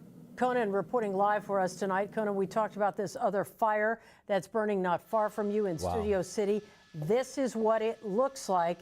Our Julia Dang has just arrived from the Palisades over the scene. Julia, where is this? What do we have here other than a big fire? Colleen, we are just getting situated. I can tell you this is happening on Sunswept Drive and Veneta Place in Studio City. I hear our desk trying to talk to me. It sounds like they have a little bit of new information confirmed, but just look at this picture. This is an active firefight. This structure is fully consumed. Looks to me like this is residential. Colleen, I'm going to toss it back to you for now. Just figure out what we know, what we have confirmed as we get situated here. But raging house fire, we are in Studio City now. Well, Michael, as I look at that, it almost looks like there are two houses on fire here. As you can see, there's some tall trees around here. What did she say? This is on Sunswept Drive? And Veneta, from what I understand. This obviously a huge structure fire in the Studio City area. And again, it's Colleen, to your point, I've seen big homes, but this obviously looks much larger than just one home, perhaps one, two, if not. Melissa, is there a wind situation or wind problem in Studio City right now? It's actually pretty calm, relatively speaking, Colleen and Michael. The winds are out of the north-northwest right now at 11 miles per hour, but it's dry. Winds sustain at about 9 miles per hour and relative humidity dropping down into the single digits. But looking at the pictures here, I'm seeing what you're seeing as well. Two homes on fire. And behind the larger home, there's a lot of brush here. So this is a big concern. And like Conan was saying in his live shot there at the Sunset Fire, we're dealing with winds that look like they're traveling up that hill. So as we see these flames shoot out ahead of where the actual fire is taking place, it actually helps to preheat the fuel out ahead of that. And then you look well past those homes, looks like there's another row of homes behind that. So this is a big concern because it's looking like it's in a residential area to what we've been seeing, but the humidity is dropping. It looks like a really tough situation in terms of the firefight because of the structure of the homes, and some of those roads look fairly narrow as well.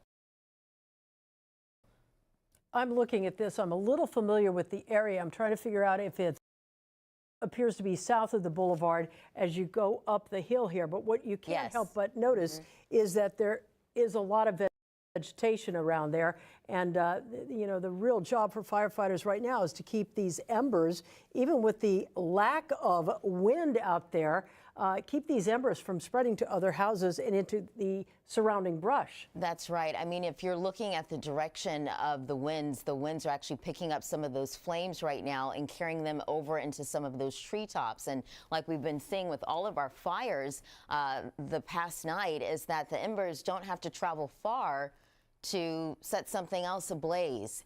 So it's really concerning because, you know, initially the fires that we were watching, they started out in relatively remote locations, and then because of the winds, they swept down into areas that were widely populated. And we're starting to see that right now, even with this fire that's breaking out in Studio City with multiple homes on fire. And even behind those homes, the fire looks like it's raging uphill, and it looks like there's another row of homes behind that. I point this out to you and Michael and our viewers here. Look at the wood, I don't know what it is. It's a staircase or a trellis or something like that, just off top side of your screen there. This is a 4-story home, and it just appears to be gone. Yeah, Colleen, this is, if I'm getting my Maybe bearings not wood, I'm looking at it. correct here, but this is, in fact, as I try to map it here, this is Sunswept and Veneta. Veneta. And if I'm looking at this correctly, and I don't want to misspeak here, but I believe it's butted right up. You know, once again, Melissa, a canyon, vegetation, dry vegetation at that, and low humidity levels. You know what's so interesting is that we've got the Sunset Fire, and we have that evacuation perimeter, which is basically from the 101 down to Hollywood Boulevard. On the other side of Laurel Canyon, you're moving into the valley with that fire breaking out there. So we are tracking the winds. It's light, but the flames are starting to get pushed uphill because of all of that vegetation. Yeah, so much fuel there, whether it's coming from the house, vegetation around there. Julia Dang is back with us right now. Julia, you know, we talk about Fryman Canyon. Michael looked that up on the map here. That's a lot like Runyon Canyon in that it's, you know, sort of a wilderness area where a lot of people like to hike. It's very natural, a lot of vegetation. That's exactly right, and it is a recipe for this kind of disaster. What you're looking at here, not just a house fire, but multiple homes now on fire. This is what we were afraid of when we saw that fire in the Hollywood Hills, right? We were looking at how close it was burning to homes along Wattle Drive. This is what we were terrified could happen, and it looks to me like this house is about to collapse. This 4-story house at the center of this firefight. We counted 2 homes on fire here, but I'm hearing it might actually be 3 structures. I'm trying to figure out if anybody was home when this started. I don't see any cars in this driveway, just firefighters. And look at that, this home. House on Sunswept Drive at Veneta Place. This is south of Ventura Boulevard in Studio City, just behind Fryman Canyon. This is absolutely horrific. We see the second home on fire there. Can you pull out just a little bit and give us sort of an idea of how close in proximity the other homes are? What's around it? This house looks like it could be on the verge of collapse as well.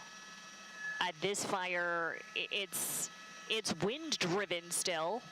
Wind's not as powerful as what we experienced earlier and on the west side of town. But look at those embers now flying through the air. Look to the left of the screen. You see where that spotlight is shining now? This fire could easily spread to homes nearby. They're packed in really tightly here on Sunswept Drive. If they don't get this under control quickly, I mean, this house, you see firefighters on the roof, this house could be in for the same fate. Fortunately, we're not seeing cars in these driveways. I think homeowners managed to get out right in time. But I'm going to widen out here and show you that house up on the right, the first one to fall victim to this fire. You saw this collapse live in our video from News Chopper 4 just moments ago. And they still do not have these flames under control. It is emotional. To cover this. It is very, very, very difficult still to distinguish if this is actually one property or two. It looks like there's a smaller house closest to the street. You're right, a guest house or something like that. And then perhaps something behind with a higher elevation. But no matter how you put it, Julia, what you just mentioned is absolutely true. This is emotional to watch. You feel for the families, and I guess even that homeowner that lives next door. Perhaps you don't know, they don't know at this point what is going to happen possibly with their property and with their livelihood. And look at this. We're flying around the back of this property or properties now, and you can see this fire behavior that Melissa just mapped out. This is burning quickly uphill. So as I zoom out, and they're going in right now with a water drop, attacking this not just from the ground, but from the air as well. And they're doing that right in time because you can see how high these flames are burning. There is another street behind Sunswept Drive. I think we have the map overlay on here. This is behind Sunswept Drive at Veneta Place. There are additional homes here in Studio City that are right behind this fire. All of these homes now at risk. And one of the big risks here is if this fire continues into Fryman Canyon, it can then make a run all the way up to Mulholland. And before you get to Mulholland, there's a development there, a home development of the Donias, I believe. I don't remember the names of the streets except for one up there, Doña Vida, on that particular side. But I mean, think about the brush in Fryman Canyon here and what could happen if that takes off. Yeah, well, lucky we have fire crews here on the ground. Julia, you, and correct me if I'm wrong, did you mention that they're attacking this obviously from the ground? Any air support at this point? Yeah, we just caught what looked like a water drop from a helicopter. It was in the corner of our frame. But as Colleen was talking about all the dry brush in the canyon that could further fuel this fire, right? Look at these trees. We saw this igniting live as she was talking about that. But they are attacking this aggressively from the ground, from the air. I don't know if they're making much progress. You couldn't tell looking at the flames out there. They don't seem to have died down. And correct me if I'm wrong, Michael and Melissa and Julia, isn't this sort of the general area where they had a mudslide and a couple of homes came down the hill within the past year or so, maybe 2 years tops? Do you remember that at all, Melissa? Yeah, you know, we had so many huge rainstorms. It was either our December rainstorm or it was February and March when we were dealing with horrific rain across that region. But as Julia pulled out a little bit, even though we're watching this home unfortunately collapse, it looks like on the other side of the hill, there were some other spots of fire. Do you see that just on the other side of Sunswept Drive? I noticed that, yeah. I just went hiking recently in Fryman Canyon, and I was thinking to myself as I was traveling through the trails, a lot of the trees, a lot of the brush really overgrown and really dry. So there's a lot of fuel for this fire to work with, unfortunately, as we watch really dry conditions, not only on the ground, but because of the Santa Ana winds drying out the atmosphere as well. It makes you wonder if this was actually the initial ignition point or if this is perhaps a casualty of something that was burning earlier in the area. I mean, you see flames off to the left, flames that aren't as, aggressive yet. What came first, the chicken or the egg here? Yeah, no, you're absolutely right about that. Julia, are you still with us? Can you hear me?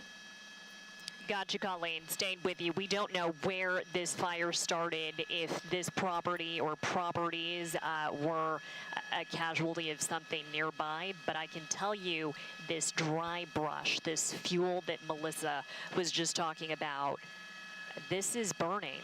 Oh, yeah, and we don't see this being attacked by firefighters on the ground or in the air just yet. So this is going to continue exploding. Look at this. The trunk of this tree now up in flames. How unusual is it to see choppers dropping water on a residential area with homes like that? I mean, we see it so often with brush, but I don't recall it being the norm when you talk about a house fire in any kind of neighborhood. I think at this point, with one house already collapsing and all of these homes packed in so tightly here with brush surrounding these properties, I don't know if they have any choice, especially with the ground attack, unable to get this under control. I think they have to go in with helicopters at this point because this is burning uphill, because there is additional brush and so many more homes beyond this, north of this collapsed home on Sunswept Drive. It looks like they have fire apparatus already standing by north of Sunswept Drive. Looks to me like residents have already evacuated. And just as we mentioned, I believe with Robert Kovacic, with that fire, Sunset Fire burning in the Hollywood Hills, everything is so tightly packed in and dense. I mean, and you add that to the fact that there are narrow roads up in that area. The fact that you can even get fire apparatus up in that area, as many as we see in this live shot here, is pretty incredible. Julia, what are they? These narrow winding canyon roads. We saw the trouble they had earlier with the Sunset Fire. Firefighters trying to get in as residents were trying to get out. So here, at least, we have multiple fire engines already stationed on the ground. We've got 2 dedicated to this portion of the firefight to the south of this home. Julia, what are they doing on those homes just above this? I believe it was Good View or Good Something Avenue there. You said it appeared they had been evacuating people there. Is there structure protection going on as well? That's what it looks like to me. I'm counting 1, 2, 3 fire trucks stationed up here. I do not see residents walking around. Oh, my pilot's warning me right now. There's another hot spot igniting right now.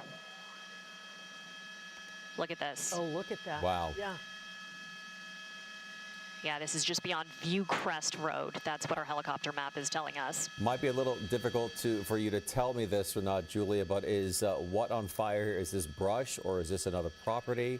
What can you tell from your dry brush to me? Dry brush. This looks like dry brush to me, and even though this seems to be burning more aggressively than what we're seeing on Sunswept Road, we're not seeing helicopters attacking this just yet. We don't see any fire apparatus on the ground here because it's a little bit farther out from homes. So when it comes to prioritizing, it's going to be those properties first. Right. How close is Laurel Canyon to all of this? You know what? Let me zoom out and get you that answer, Colleen. Just to the east? Yeah, that's going to be just to the east, and Fryman Canyon is going to be just to the south of what you're seeing. All right, so we are pushing in here to Sunswept and Vanetta Place, where you see LAFD here aggressively attacking that house fire. We believe it's a 4-story property, and again, you see other units here along the road in place for structure protection, but peppered around the major fire is what we're looking at here. A lot of these hot spots, and it begs asking, what is this a result of the larger fire? Is the larger fire the result of what we're looking at here? So investigators, I should say, the firefighters certainly have their hands full with this one, that is for sure. Yeah, where we're stationed now, we are to the, sorry, Colleen, go ahead. No, I was just going to say, you've been over this for what, 10 minutes tops? And you see how quickly this has moved and how the smoke has changed from, well, the smoke hasn't changed at all. There's a little bit of white smoke out there, but mostly black smoke. It was all flames when you pulled over the scene. It is all flames, and the house that collapsed, it's still burning. They still cannot put out those flames. In just under 15 minutes, we saw what started with one structure on fire turn into 2, possibly 3. And as I'm speaking, the entire left side of my screen is now obscured by smoke. But we have seen this traveling before our eyes up to the north, and these embers, these hot spots, are now threatening what looks like the backyard of a house on this street parallel to Sunswept Drive up to the north. So they're stationed up here. LAFD is stationed up here trying to protect these structures. It could be a long night here in Studio City. Once again, we are looking at either a house and a garage or a second home, 2 homes at least, on fire here on Veneta and Sunswept Way. This is in the Fryman Canyon area. You see firefighters being very, very aggressive in how they're fighting this one, as they have been throughout the past couple of days, fighting all these fires. But the problem here is if any of these flames, any of these hotspots get into Fryman Canyon, that means that fire can make a run all the way up through Mulholland. What we've seen thus far is not only this fire burning here, but a few spot fires around this fire, and then off in the distance quite a way, we see another vegetation fire that Julia pointed out to us. But again, the priority, as you see from the ground units here, obviously the larger of the fire here, and we've also seen airdrops here.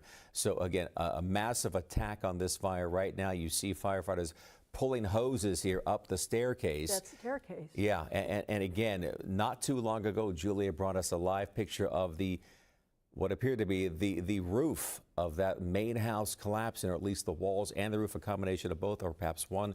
But again, a major collapse happening here on this property here on Sunswept and Veneta.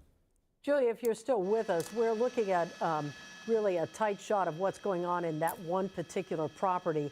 How close are all these other homes? And give us an idea of what firefighters are doing to protect those homes. Like across the street on Veneta Place and just above it as well.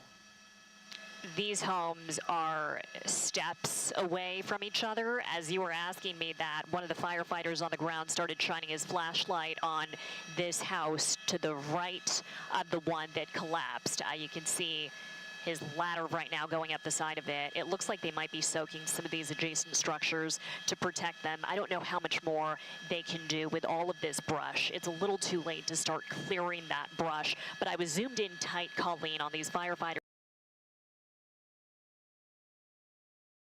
running that hose up this staircase, because stairs are, I mean, just feet away. This 4-story home collapsed moments ago live on air.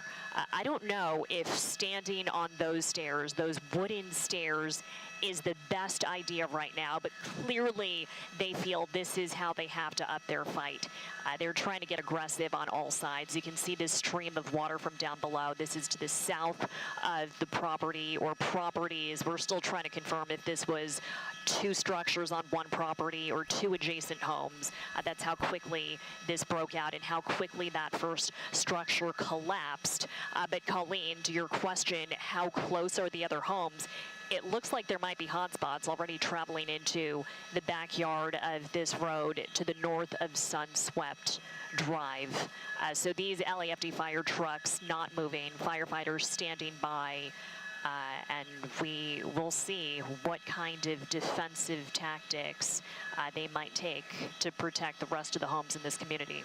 All right, Julia, if you can hold tight, we're going to keep your picture up. And on the phone with us now is Dr. Ron Marinaro. Ron, you live in Studio City. You can actually see the flames. Not only do you live there, but you have a business in the area.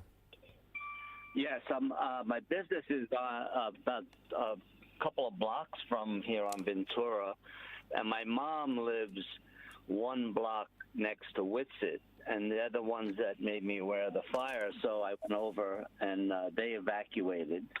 The fire started about maybe 20 minutes ago, 25 minutes ago, and already within 5 minutes there was a helicopter there with water, which is pretty quick. But I could see it spreading. Embers are spreading.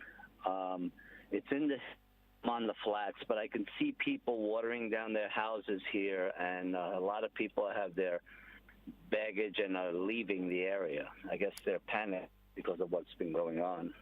Doctor, you said it's in the flats. Is that what I heard you say? No. It's in the hills. I'm in the flats. Oh, you're in the flats. Okay, got it. Because we had heard it was in Fryman Canyon. Are you familiar with the street at all? No. Fryman Canyon's on Laurel Canyon. This is west of Fryman Canyon, a little bit up in the hill from Ventura Boulevard. But it's west of Laurel Canyon or Fryman Canyon. And it looks like it's a house that is burning, and it's spreading. But the fire department's there, the helicopters are there, and I don't know. The winds aren't that bad. Because actually, it's barely breezy.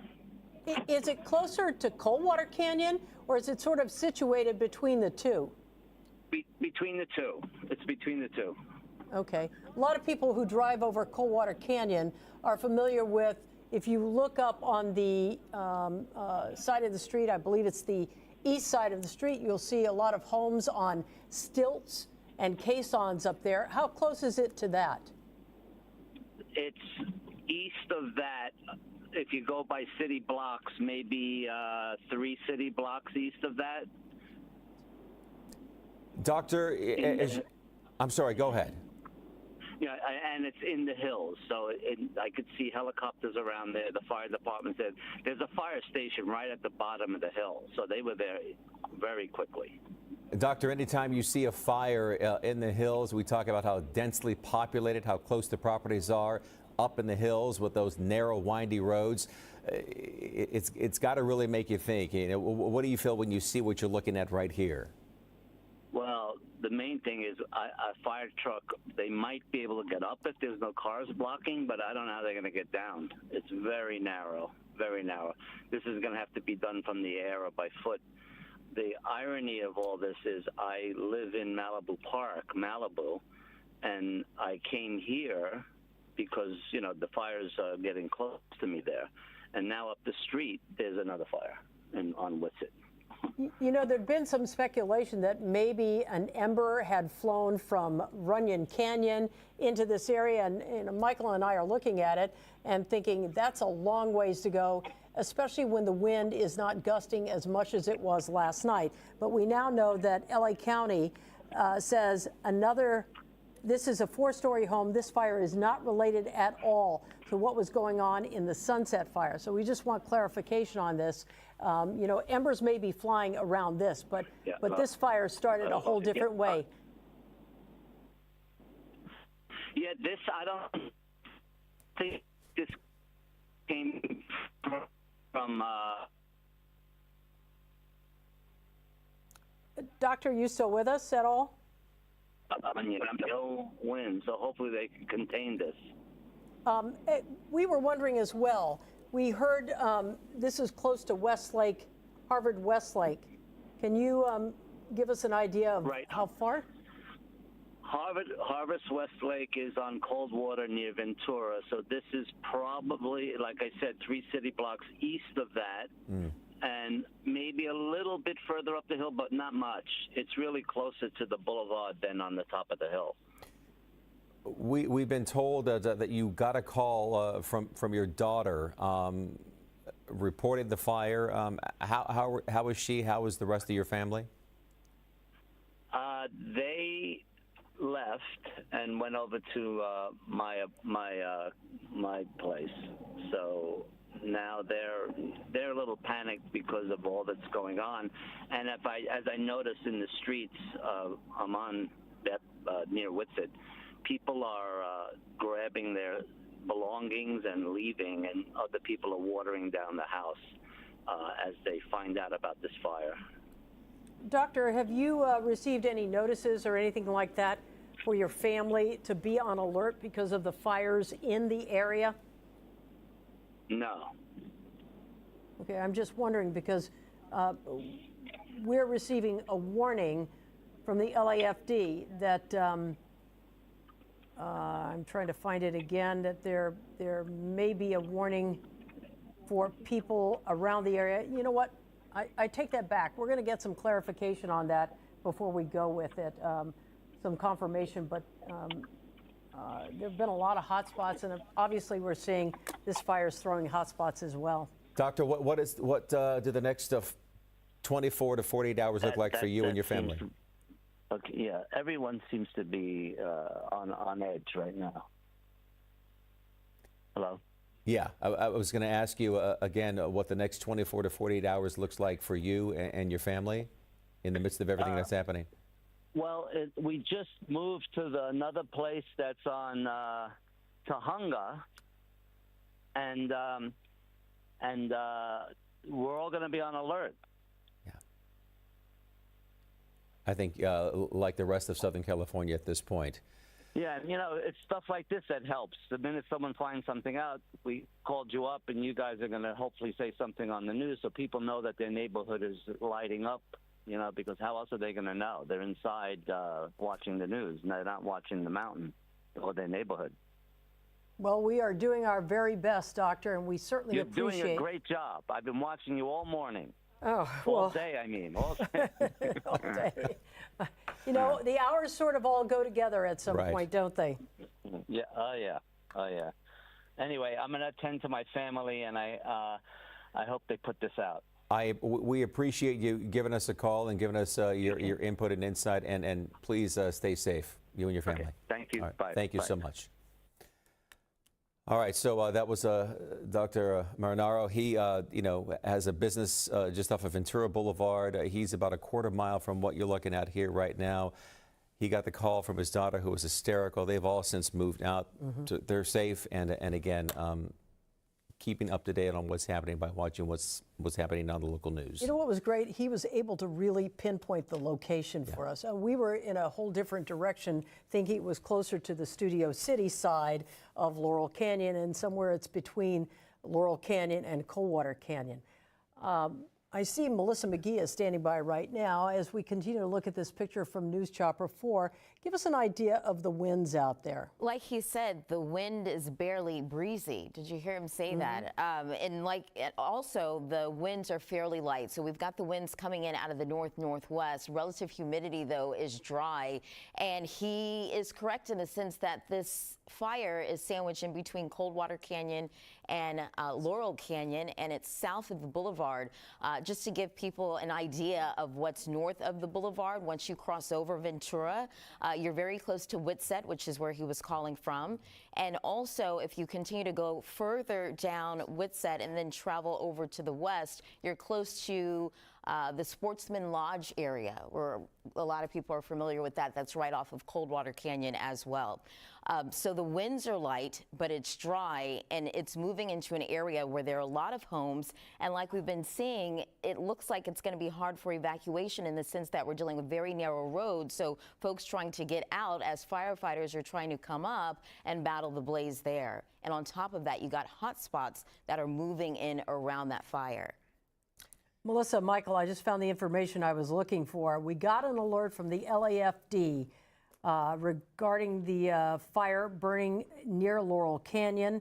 And it says, and I'm quoting here, Laurel Canyon, Mulholland, Coldwater, Ventura Boulevard, those nearby need to be ready to evacuate, just in case there's a turn for the worse here. And as we spoke to the doc not too long ago, he's within the vicinity, and he is heated again.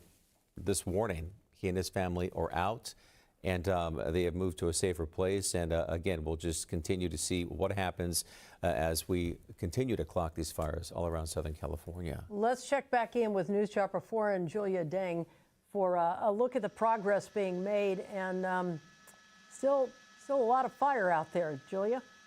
Yeah, Colleen, you can see flames burning through the roof of this first structure that fell victim to this fire on Sunswept Drive. It collapsed on air, and now flames are just chewing through the roof. Firefighters have stationed themselves now on the adjacent property. You can see they're standing on the roof here and shooting water at these flames, but they still don't have this under control. And what's more, it looks like the adjacent structure is catching fire as well. Look at this. We were worried about the stairs that firefighters were going up to try and fight this more aggressively, but embers have jumped over to this neighboring home. We don't see any lights on. I don't think anybody is home. But for anybody who has not evacuated yet, right, we're talking about these narrow canyon roads, these narrow winding roads, and now to the north of Sunswept Drive, we have fire trucks lining these streets, protecting additional homes that could be threatened. So that's going to make it even harder for residents who are trying to get out. And then earlier we showed you another hot spot, which in size is comparable to what we see burning here. The difference is that other hot spot to my left isn't threatening any homes just yet. We don't even see firefighters over there as they zoom out. That's on the other hillside here. You might not be able to see it. But this firefight still very much underway, active, and we did get that same alert that Colleen just read live. That was as Dr. Ron was talking about being on alert and his daughter being in hysterics. They are warning people here about potential evacuations. So at this point, this is just an evacuation warning, but same thing we saw earlier with the Sunset Fire in the Hollywood Hills. Moments after getting that first alert, my phone was going off in the helicopter about potential evacuations. Within 10 minutes, we got the alert about the mandatory evacuation order. So anybody in this area who has not done so already, now is the time to start packing your go bags.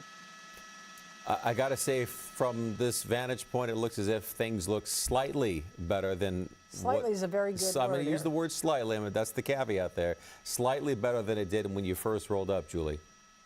Slightly better. We're seeing more smoke, less flames, but you got to take into consideration the direction of these flames. I think this house, at this first structure, it's burning out. It's burning to the ground, but flames are now spreading to the right. So there is an entire structure here for it to chew through.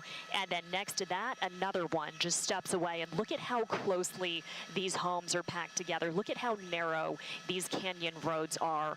This is a recipe for a disaster, and LAFD knows that. That's why they're attacking this so aggressively, dedicating so many resources to this. We've seen 2 or 3 water drops from overhead already, about a dozen fire trucks here. They've got this surrounded on all sides. Dr. Ron also was talking about neighbors who are soaking their homes, trying to do anything proactive they can to protect their own properties. Julia, are you seeing any of that there? We're not seeing a lot of resident activity on this stretch of Sunswept Drive, and that's probably good news. That means people have gotten out of here. They've gotten out of the way of the fire department. They're letting the professionals handle this, so they know where it is safe to set up. They know which roofs they can climb onto. They know which staircases they can drag their hose up. We haven't seen any additional structural collapse since that home, that 4-story home, went down. That was about 20 minutes ago now. We do have some new information that I want to repeat from the LA County Fire Department. They're now confirming this is not related to the Sunset Fire. This has nothing to do with what we covered earlier in the Hollywood Hills. So still unclear how this started, what sparked this, where it came from, but this is not related to what was happening on the other side of the hills. And again, I think it bears repeating here, Colleen, that this fire burning near Laurel Canyon, Mulholland, Coldwater Canyon, Ventura Boulevard, those nearby should get set for what we're calling a potential evacuation. You know, they're being advised here to monitor local newscasts, LAFD social media. Again, evacuation preparation, info, just be ready, be set, and be ready to go. Because we have seen how quickly things change. I mean, last night, never more evident. I mean, we had gusts, and then we had hurricane gusts later in the evening. And while our meteorologists tell us that's not going to happen, as Melissa pointed out, even a small gust is enough to fuel hotspots spotting ahead here. Again, this is what we believe to be a 4-story structure here. Julia Deng live over in News Chopper 4, and we pulled up, what would you say, 20, 25 minutes ago. And when you rounded sort of the canyon there, boom, there it was. And, you know, though it's still engulfed now, we can say, or at least I will say, it looks slightly better, but the firefight here continues. I would agree. It looks slightly better than what we saw when we first pulled up. Certainly better than when that first structure was fully engulfed. The trouble now is, will this spread to adjacent structures? That one on the left, that is still burning out of control. But if this spreads to the right, if this spreads to the north of Sunswept Drive, where those fire trucks are now stationed at the ready, this could be a very long night here in Studio City, a devastating night. But for now, this does look better. We're seeing more smoke than fire. We're seeing light smoke.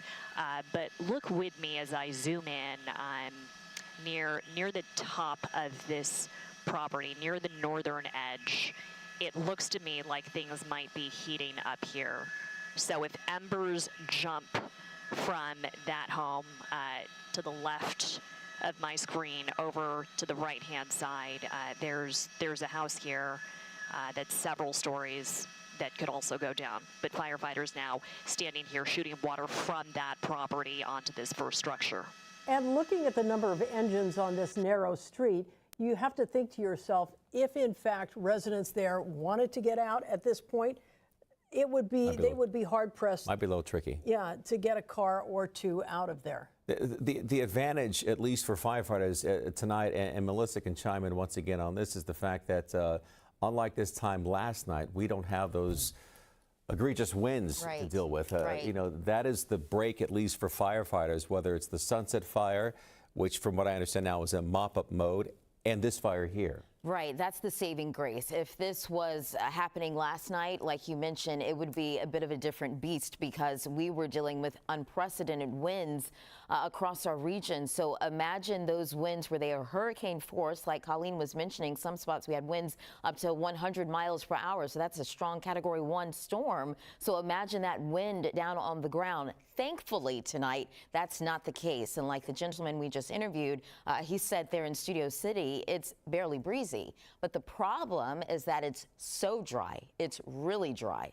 And then you have all of that vegetation as that fire marches up the hill. It only helps to energize that fire and helps to move those flames along even faster than we would normally see.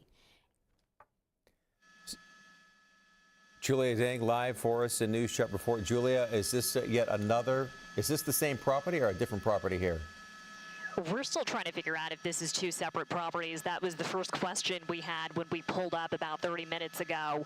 We do know this is a separate structure. It could be an ADU, could be a neighboring property, but there's something, as we come around in the helicopter, there's something out front that appears to be flaring up. I think it's some more of that dry brush Melissa was just talking about.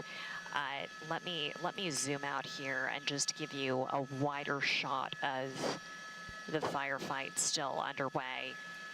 This looks better. This looks more hopeful than what we were seeing earlier. I'm seeing far less in the way of flames. Smoke seems to be lightening up as well, but this whole canyon now lit up. Look at all the fire apparatus there. I know it's probably hard to distinguish between what are embers here, what are hot spots, and what are lights from homes. So I'm going to zoom in on where the hot spots still are, what's still burning here. It's these orange patches within the dry brush. So look at this. There are firefighters surrounding this area trying to get this under control. You can see, though, if you take a look at the trees, you can see the difference in movement between what we're showing you now in Studio City versus what we showed you earlier this evening in the Palisades, where winds were still whipping. We do not have that here, so that may end up just being the saving grace here. You know, earlier, Julia, we asked you about the proximity to Laurel Canyon. Now that we know it's closer, we believe, according to Dr. Ron, to Coldwater Canyon, can you give us a quick shot of that? I can. So Laurel Canyon is going to be just to the east of here, and we are northwest of Fryman Canyon. We've been calling this whole region the Canyon. This is northwest of Fryman Canyon proper. So I'm going to show you this whole area, this busy, tightly packed residential area now lit up with these emergency vehicles. We haven't seen a lot of people trying to get out, so it looks to me like residents may have evacuated before we even got on scene. But that evacuation alert, that warning did come through on everyone's cell phones earlier, letting them know about a potential evacuation order. The mandatory order has not come down just yet. And if firefighters here can get this under control, we may not see forced evacuations. What is that dark area that we're seeing from the chopper there? Is that an area where power is out, or more of a brushy area? I'm not sure if you can hear me.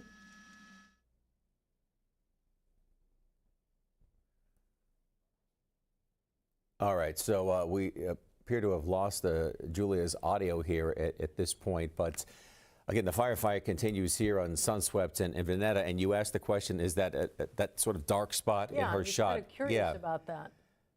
Yeah, it just makes you wonder whether that is something that's related to a power outage, or is that just a patch of, brush that perhaps is empty. Yeah, and a piece of property that's empty and again, just sits there in darkness. You know what is amazing as we look at these pictures? We're looking at that picture, dead center in the screen there is a hot spot. And you've got to wonder, it looks like it's a curb, there's a lot of water around there. What in the world could be on fire there? And while the firefighters seem to be getting the upper hand on this house fire or two-house fire, there are hot spots like this all over the area. And these are the things that folks got to worry about. But, as Melissa said, the saving grace, at least for firefighters here today, is this hotspot is close to the actual ignition point, as opposed to, traveling 2 to 3, 4, or 5 miles away, as we've seen yesterday. That is just amazing as I look at it. It's the corner of a curb there. Maybe it's a small brush, but again, with all the water that's being thrown on these two places, you would think that everything would be so saturated, it wouldn't ignite. I liken it to a game of whack-a-mole here with fire officials here. I think that's a very good description. This pops up. Julia, where's the focus on this right now?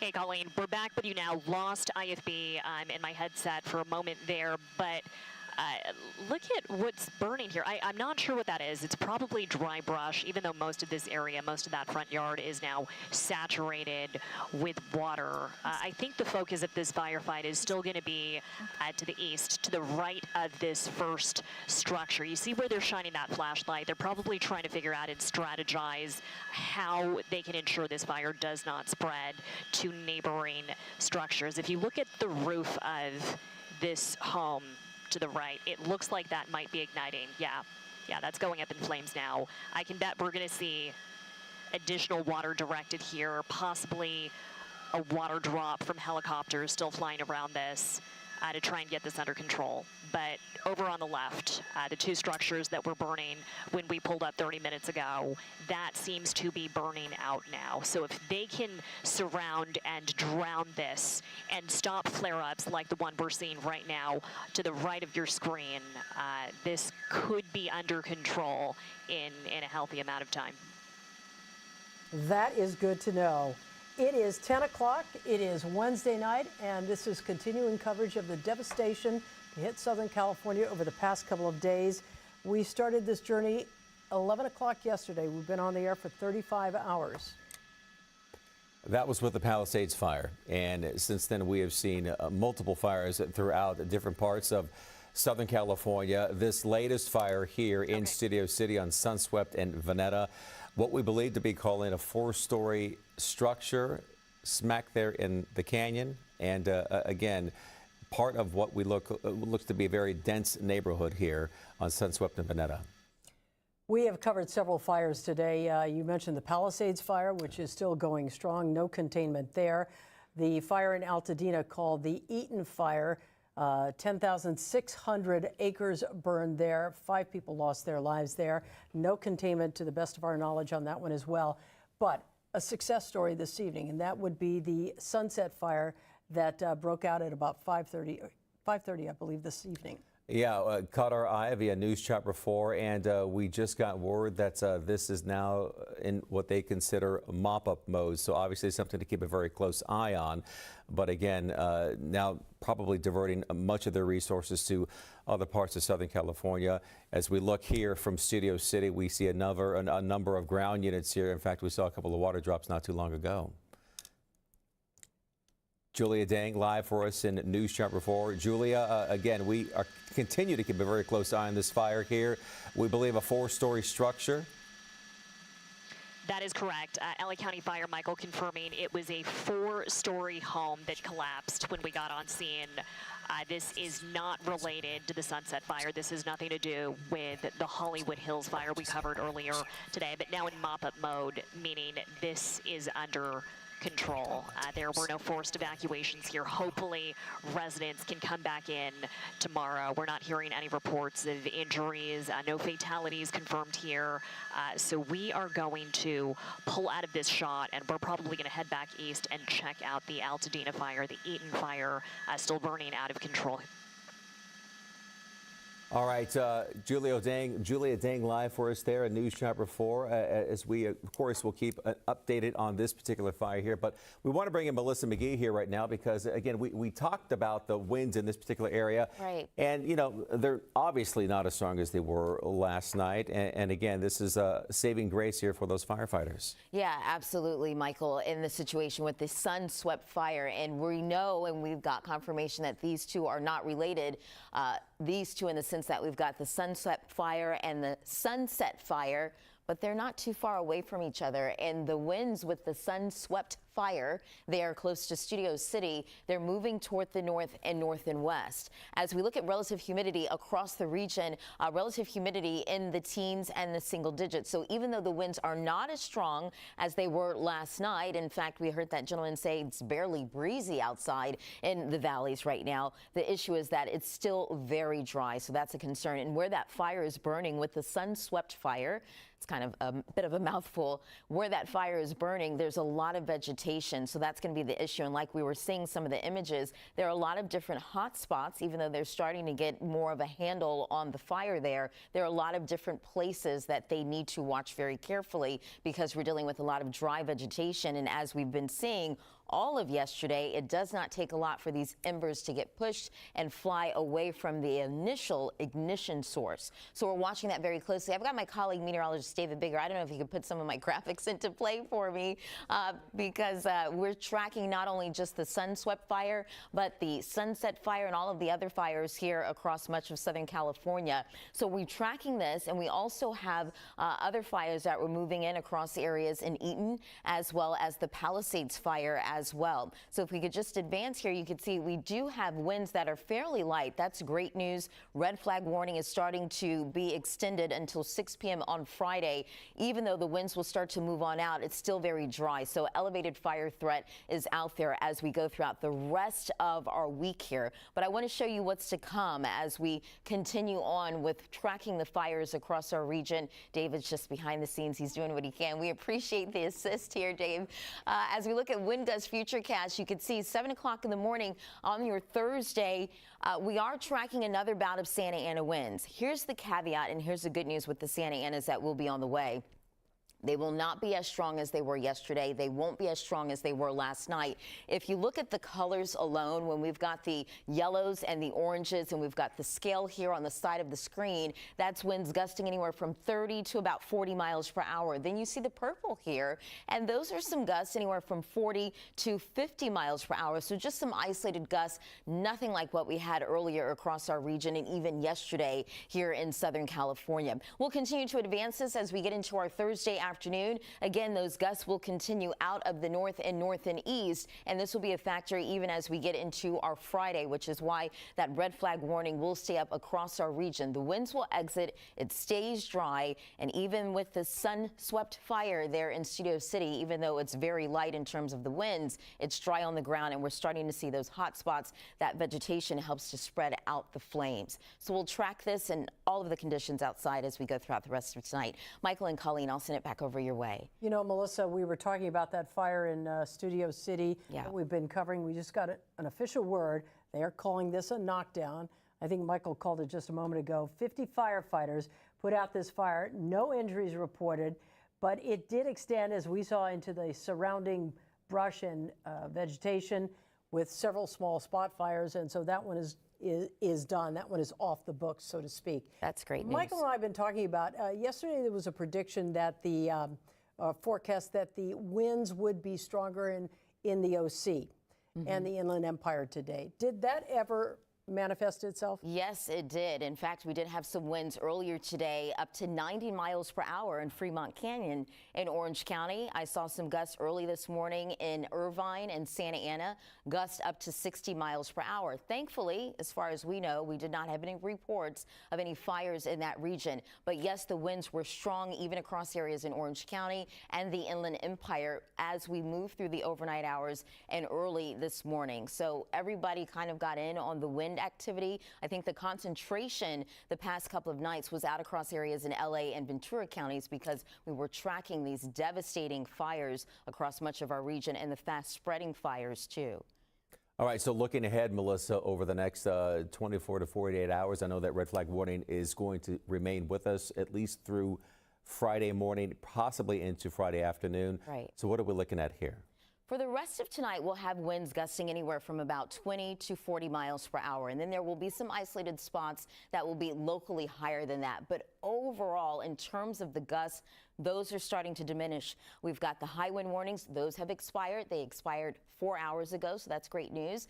We had the wind advisories. Those expired as well. So as we go into our Thursday, we've got this other round of Santa Ana's moving on through. However, they're not going to be nearly as strong as they were earlier today and even yesterday across much of Southern California. So by tomorrow, we've got winds gusting anywhere from 20 to 40 miles per hour most spots. And then we've got this purple here. That's an indication of some isolated locations for the mountains and the foothills gusting anywhere from 40 to 50 miles per hour. The winds will come down, relatively speaking, but it stays dry, so that's the issue. So even though the winds weren't as strong as they were yesterday, it's still dry on the ground. You've got that wind coming in out of the northeast, drying things out in the atmosphere as well. Once we get into our Friday, into our Saturday, an onshore flow moves on in. We'll start to get more moisture, more humidity, and hopefully that will help firefighters with the Palisades Fire as well as the Eaton Fire as well, guys. Very quickly, any rain on the horizon? That's the problem. That's the problem. It's been so dry across much of Southern California.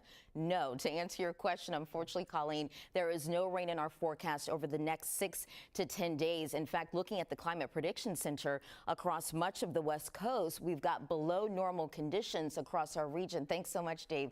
Relatively speaking, for what we've seen, October 1st, that's the beginning of our rainy season. We've only seen 1/10 of an inch of rain. We've got a deficit of more than 4.5 inches across our region and nothing coming over the next 7 days. I'm going to still keep my fingers crossed.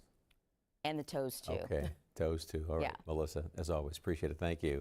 All right, NBC4's Darsha Phillips has been in Pacific Palisades covering the fire. She's live along Antioch and Swarthmore Avenue. Darsha, what do you got?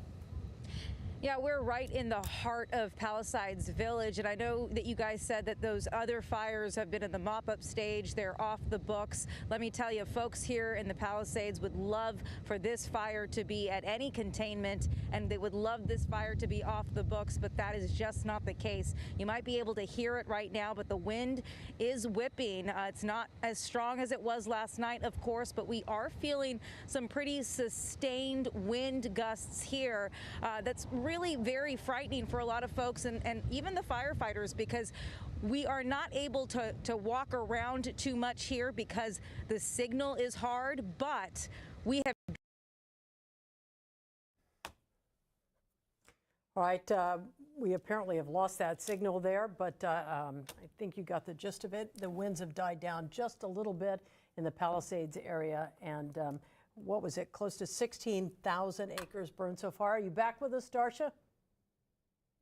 I'm back. Sorry, like I said, so the cell tower.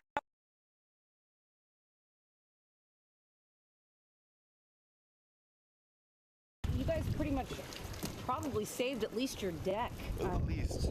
Well, you never know with the winds. You know, it could come up to the deck and then get the house next. I mean, look at that one right there. It's what a blessing we got up here in time. Exactly. You can't understand the emotions, especially that my best friends came with me. Heroes, in my opinion, to me. It's we saw this fire started right there yesterday. We got out of here, and yeah, this is unbelievable. This is the worst thing I've ever seen in my life. Those were some residents who went up to save their home, and luckily they were able to put out a fire that had caught on their deck. So this is still a very active fire. Lots of flames around the hills here in the Palisades. And behind me, what you're looking at is what used to be a Starbucks here in Palisades Village. Next to it, all right. It's just past IB. All right, so again, that's Darsha Phillips there in the Palisades. She talked about how a Starbucks at that location there is gone, and we talk about other longtime stores and locations and landmarks within that city are now gone. I believe she showed us earlier there was a Ralph's that she had taken pictures of earlier, and then when she returned not that long after that, it was gone. What I found most interesting about her report, she's talking to that young man there whose best friends came in to help him save the house. You know, in these situations, you see the best in humankind. Everybody seems to come together to help each other out. And, you know, that is absolutely amazing. What did that young man say? It's the worst thing he's ever seen in his life. I think a lot of people might agree. What we've seen over the past couple of days is some of the worst we will ever see. Yeah, and we all hope that it doesn't happen ever again. So that is the hope, at least. And Julia Deng was, you know, in her reporting earlier today, she also mentioned that, you know, in times like this, we do see neighbor helping neighbor, strangers helping strangers in situations like this. And again, as we talked to Dr. Lucy Jones yesterday during our broadcast, you know, she says there's a benefit for everybody involved when you lend that hand. And it's not only benefiting the person who's receiving the help, but it also helps you and warms your heart. Giving it. Exactly. Absolutely. News Chopper 4 is over the Eaton Fire right now. This is the fire in Altadena. Julia Deng above. And Julia, when we last checked, this was about 10,600 acres. That's right, Colleen. They actually haven't updated those numbers, that acreage for the Eaton Fire here in Altadena for hours. It's been standing at 10,600 for most of the day, so I'm not sure how accurate, how updated that is. Right now, I'm going to tell you this tight shot we're giving you, this zoomed in look at the street level, is going to tell a better story than if we zoom out all the way, because it is so smoky here. We are in the Pasadena, Altadena area shooting north right now. It is so smoky. You can barely see anything. You cannot see the flames we showed you earlier. You're not seeing flames like we shot earlier in Studio City. You're just seeing a lot of these embers. Everywhere you see orange lights right now, it's either fire trucks or it's homes, trees, brush on fire. And what's interesting here, unlike what we saw in the Palisades tonight, where it's like a ghost town. We saw that in Malibu this afternoon as well. Somebody said it looked like a war zone. It's decimated and it's empty. Here we're seeing quite a bit of activity, and it's not just the fire department. We're seeing residents, we're seeing cars coming and going.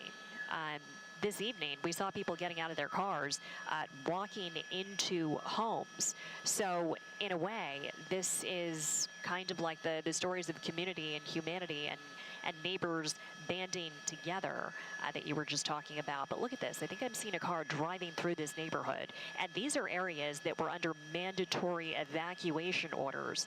So I think people must be coming in to check on their homes now, to check on their friends, on their family.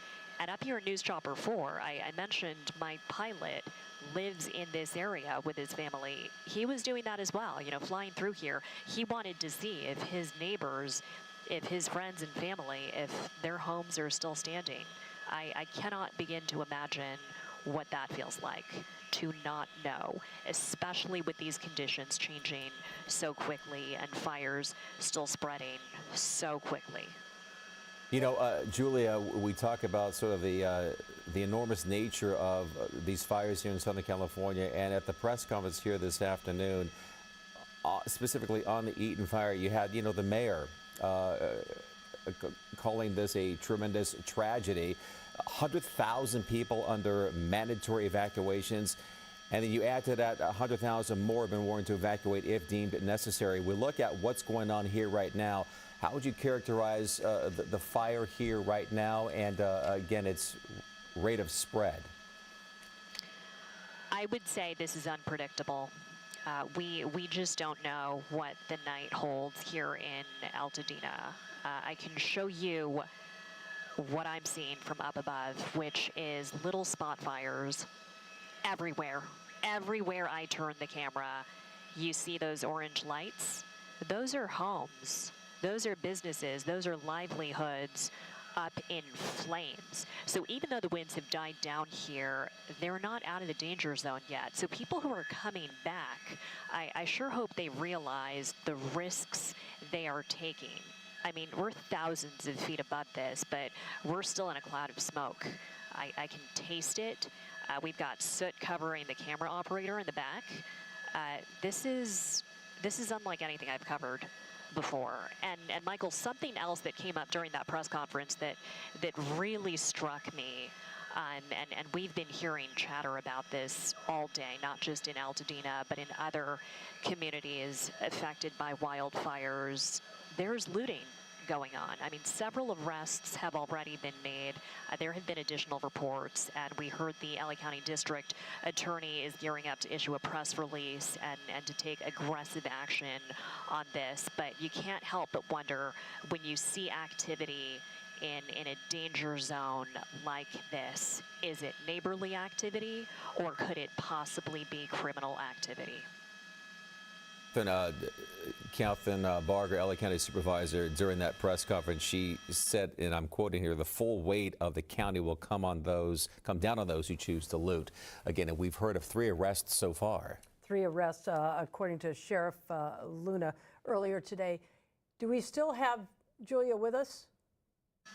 Still here. Go ahead, Colleen. So I'm kind of curious. We're looking at a lot of hot spots here. Is there a leading edge of this fire? Can you tell which direction it is burning right now? I cannot tell. With every other fire, we have had an immediate answer to that question because you can clearly see in the helicopter picture which way the wind is blowing, where the smoke is moving, where flames are lapping. With the Palisades Fire, you could see how the trees were blowing. You could see it expanding in every direction. Here, it's a different kind of fire behavior. We cannot tell where it is spreading. It's just like these little pockets of embers. We see things flaring up, dying down, and it is as far as you can see. Right now, we're still in Pasadena, shooting northeast, looking up at Altadena. The latest update on evacuation orders right now. As well, you know, I can tell you that out of that press conference as well, we found out that additional teams are coming in. Yeah. Strike teams from Arizona were due into Pasadena, Altadena, that area later this evening. So they should be there at this point. And there's a mutual aid system. So we talk about firefighters coming from other counties and other zip codes in Southern California. But we're talking Oregon, Washington, Utah, Arizona, Nevada. All of those states are sending teams, whether they're strike teams or engines. Well, we don't know at this point, but they're all coming in because everybody looks at this and sees the magnitude of what we've been dealing with in Southern California. Yeah, and you speak of the magnitude here. There's also been, sadly, a death toll involved with the Eaton Fire. 5 fatalities thus far. 200 to 500 structures damaged or completely lost. But the good thing about this, if there is, and that was water drops began just after 10 o'clock this morning. And that has been the saving grace, the sort of the decrease in winds and wind gusts. So again, firefighters able to make hopefully some progress on the Eaton Fire. NBC4's Tracy Leong is live on the ground in Altadena. Tracy, our coverage of the Eaton Fire continues. Yeah, Michael and Colleen, and to your point, we have seen a huge difference compared to when Sean Browning and I were out here last night. We've seen those water drops from the helicopters and just driving around this area. We are on West Palm near Lincoln in the North Arroyo neighborhood.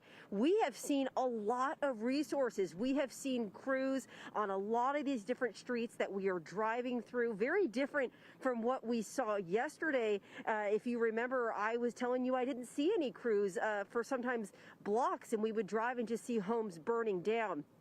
But now that those winds have died down compared to what we saw yesterday, we're getting a better look at just the damage left behind. This home is an example. You could see the garage. There's still a fire smoldering inside. It's still smoking. The entire home behind it completely destroyed. The glass blown out. The walls just melted. And this car right here, this is an example of what we are seeing on almost every single block. We are driving down blocks, Sean and I, and we are just shocked to see that there are no homes standing. Perhaps one, maybe two every couple of blocks, but hundreds of homes. And when this is all done, we can understand that that number is definitely going to go up. And you see these officers that are driving through the area. They are working to protect these homes. People have evacuated, and the homes that are destroyed, well, there's no one protecting them. So we see a lot of the officers driving through the neighborhood, making sure there are not looters, making sure there are not people trying to come in and take advantage of a vulnerable situation. But you can also tell by this shot here at how dark it is. The power is still out to this area. The street lights are out, and we've also seen a lot of downed power lines. So when Sean and I were driving through, we had to be very careful. A lot of these roads were closed. Even though the power lines have been de-energized, you still want to be very careful. The winds snapped those lines. They snapped those trees, pushed a lot of those through the area. And we also saw a lot of debris through here. We have some video that we want to show you from earlier to show you how that fire is far from over. This is video from Lake Avenue. A lot of businesses, 40 businesses possibly. I know as Sean and I were driving up Lake Avenue, we saw grocery stores destroyed. This is the Bank of America. As we arrived around 5:30, you just saw flames shooting from the roof. You saw firefighters using hoses at the front entrance.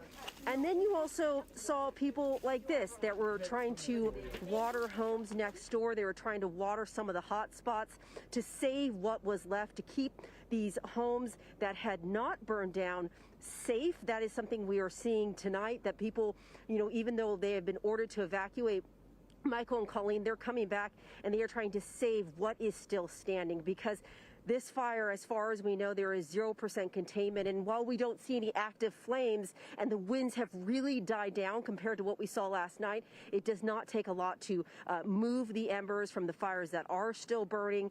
We do see a lot of little fires, but that's gas lines that are up in most of these homes. The gas has not been turned off. So that is the glow that we are seeing as we drive through the neighborhoods. But that's the very latest, reporting live in Altadena. Back to you in the studio.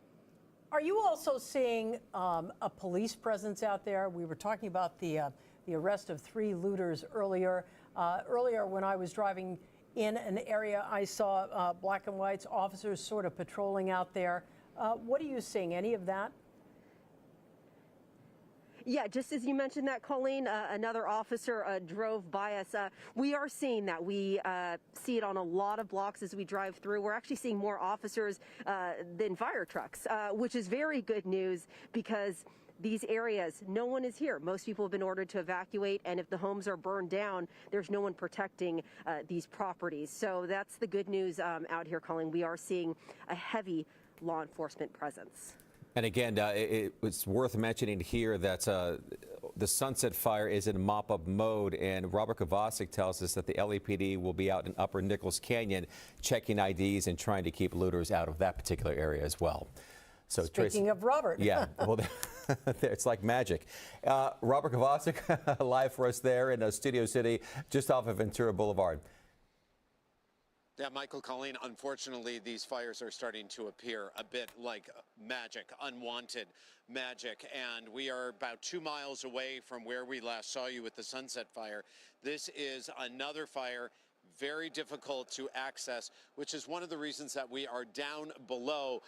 You can see the water that is flowing here, but the LAFD explained to us that they cannot allow our vans and our trucks to come up there because they're having trouble just getting a hook and ladder up there. As you can see, it really is a very narrow street, and then once you get up Veneta, you got to get up to Sunswept, and again, it just continues to be narrow. I did hoof it up there, and I can tell you that they tell me that there are 4 houses right now that they believe that are completely gone, 2 more being threatened, and also an area behind it where there is a lot of brush. And again, it's sort of the same concern you have with the Sunset Fire because it burns through Runyon, and that is fuel. So what you don't want now is for the winds to pick up, for the winds to have those embers spread. We have no reason to believe that the embers from the Sunset Fire caused this fire. This will be under investigation. Is it possible? Sure. Anything is possible. It's really not that far away. But we are looking at right now a very dangerous set of circumstances here in Studio City, in the hills above Studio City. And to help me explain why it is so dangerous is a longtime resident, Michael Schul. Come on in there, Michael. Thank you. It's good to see you, and thank you for sticking around for us. Michael, like so many of us tonight, has received an evacuation order. No. Not yet. No, we received an order to stand by for possible evacuation. And are you doing just that? Yeah, we got the cat box ready to grab if we need to, but we live further down the hill, so we feel fairly confident. I mean, we're like right at the bottom of the hill. The fire was right at the top of the hill, and it doesn't seem to be growing. So at the moment, we feel okay, but we're just on alert. Michael, one of the things that our viewers may not understand is that when you live in these hills, you receive a notice from the LAFD every year that you need to clear your brush. Usually it's a May 1st deadline that you get where you have to start clearing it. And if you don't, you can be fined. Do you and your neighbors follow that brush clearance abatement order? As far as I know, I see people having clearance all the time. So, I mean, I can't speak for like every house on the hill. And the only thing is I think there's a lot of open space that might be owned by the city or the government.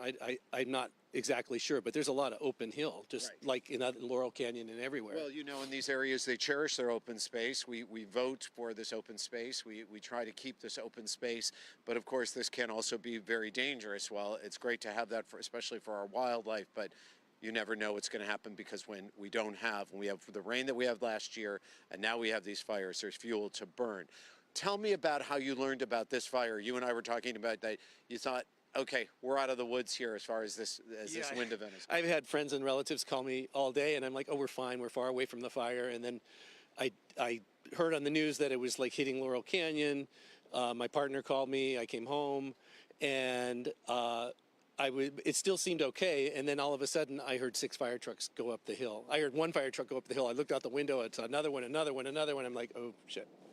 Is it this immediate concern for you, excuse your language, is this immediate concern for you that when you see the wind that's the big fear? Yeah, I mean, I've never experienced a fire from being spread through wind before, but I know it happens. And so there was some concern. I see a lot of water coming down the hill, and it seems like they dropped a lot of water, and it feels damp outside, so I'm feeling like we might not have that particular problem at this moment, but I'm just guessing. And that does appear to be the case. Michael Schul, thank you very much, and please stay safe, get that cat box ready, and go if you need to go. Thank you. I know you will. The beauty here is, and the difference here is, if you can remember 24 hours ago, and though we were in the Palisades, no matter where you would have been standing here in the Los Angeles area, the wind is not a factor right now. And that is, as the LAFD explained to me when we left the Sunset Fire, we are in mop-up mode. We are looking for spot fires because the wind can be erratic. So the LAFD explained they're just going to be traversing the hills and looking and sort of searching for an ember to fall for a spot fire so they can jump on it. But because that we don't have wind, this is allowing them, as you see and as you hear, them to try and get the upper hand on this fire, to put this out through the air, and as well as you can see with the water flowing down here on Veneta, getting this fire from the ground as well. So they're able to do that. Unfortunately, it looks like another 4 homes have been lost. 2 more are in jeopardy, and the brush behind it. But the one thing that we have with this firefight, which is giving us a chance here, a real fighting chance to make room and to get headway, is that we don't have the wind fighting against us. That is very good news for us. Robert Kovacic reporting live from Studio City. I believe this is the 3rd fire that Robert has covered just today. Robert, thank you. Yeoman's job out there. As you can tell, we are committed to staying with you on this, committed to staying on the air 24/7 to bring you the very latest on these devastating wildfires. And to help with that, we've brought in reporters from our NBC and Telemundo stations all across the country. Valena Jones from our Bay Area sister station covering the Palisades Fire joins us live at PCH and Sunset. Well, Michael and Colleen, we're here on PCH and Sunset where it's eerily quiet, but it's because that there's no service up in the hills in Pacific Palisades where we were just over there. We just left from Palisades Drive where we saw many homes engulfed in flames. And when you go up in those hills, you can see not only the damage from yesterday and today, but the fire that is still going on tonight. We saw several different fires spread throughout the neighborhoods there in the Palisades, caught on fire. And while we're seeing a lot of fire personnel, we're not seeing them focus on those homes that are on fire. We're seeing them focus their energy on the homes that they can still save. Take a look at what we just saw from up in the hills.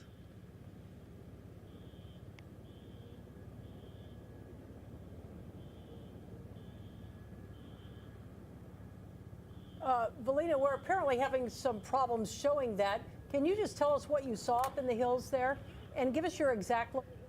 Sure, absolutely. So, Colleen, we were on Palisades Drive over by Palisade Villas, and that community of houses are completely engulfed in flames right now, and what we saw is pure destruction. I mean, you can hear the wind, you can see the flames billowing, and it doesn't look like it's going to stop anytime soon. You know, that fire has been going on for quite some time now.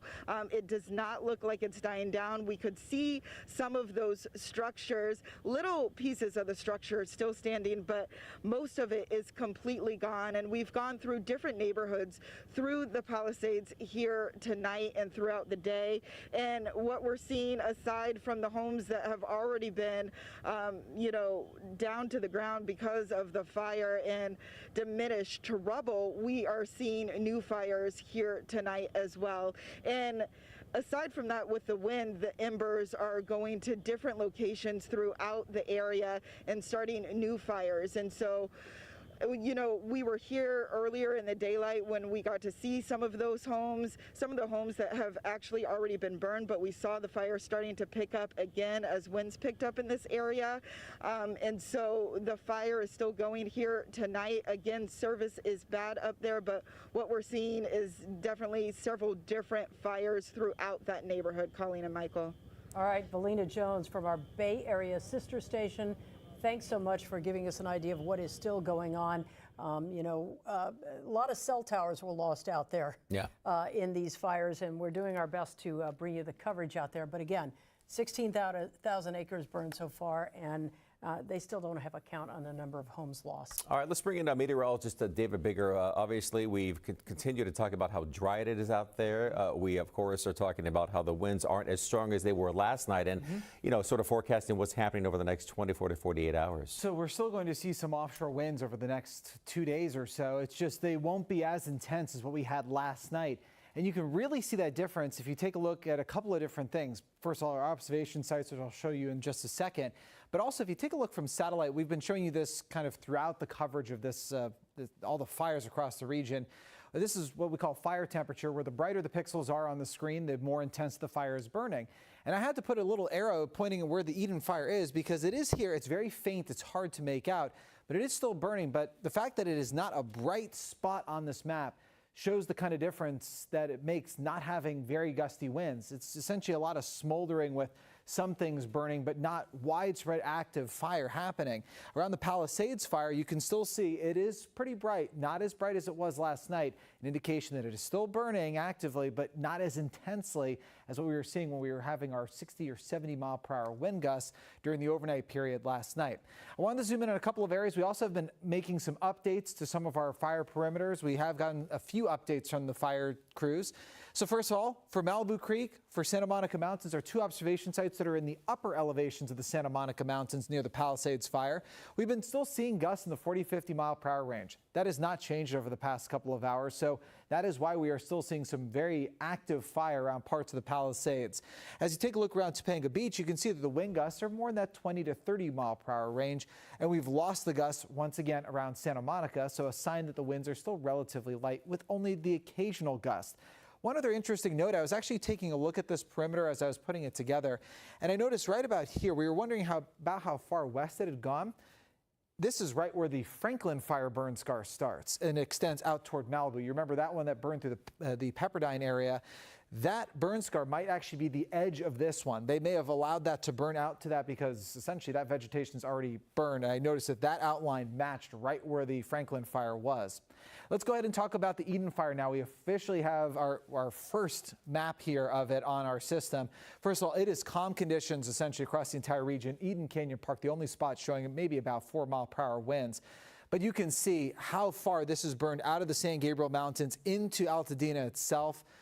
We've had this burned quite a bit of the way down over here as well. So this was pretty remarkable to have loaded. Now we realize how much of the community has been affected by this. That's why we have thousands of people displaced and potentially a lot of structures that have been impacted. But right now, the good news about this is that the winds are calm. So we're likely not seeing any widespread ember casting like we were seeing last night, where embers were being thrown 1 mile to 3 miles out ahead of the fire, starting additional spot fires. And that is likely how all of this happened so quickly. You have a fire up here, but you're blowing embers this direction, you're starting spot fires, and that's how you get these little islands down here as well, where we have a couple of little burned out sections while we have unburned sections kind of in between. So we still have a red flag warning. This is up until 6 o'clock on Friday. Originally, we had it up through Thursday. It is now extended through Friday for most areas, not necessarily everywhere, though. The reason why is because we will still see some strong Santa Ana winds. Not as strong as last night, but considering how dry the air already is and the fact that we already have fires that have been happening around the region, it doesn't take much to really kick up some of those fires again and start throwing embers. And this is always a concern with any fire that we have around the region. Is sometimes what will end up happening is it'll kind of be contained or sort of put out and it's sort of smoldering. A lot of the heavier fuels will keep burning for a couple of days. And you all of a sudden introduce another batch of wind and all of a sudden that flares up little sections. So I'm sure that's what firefighters are going to be doing over the next couple of days, is making sure that they figure out exactly where some of these flare-ups might happen so they can have an active defense plan in place. But essentially here's what we're looking at. As we pick up the wind gusts futurecast right around 11 o'clock this evening, so only about 30 minutes from now, you can see that we've got still some wind in parts of the IE coming out of the Cajon Pass, but this is so much lighter than it's been over the past couple of days or even earlier this morning.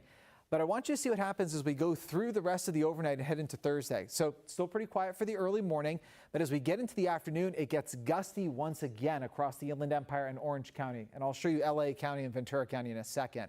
But you can see that coming off of the San Jacinto Mountains now, we're starting to see some pretty strong gusts around Beaumont, for example. 40 to 50 mile per hour gusts. This will continue through the overnight hours into early Friday morning, especially coming off the Riverside County mountains. You can see that Sage site right there looking at winds in the 50 mile per hour range essentially.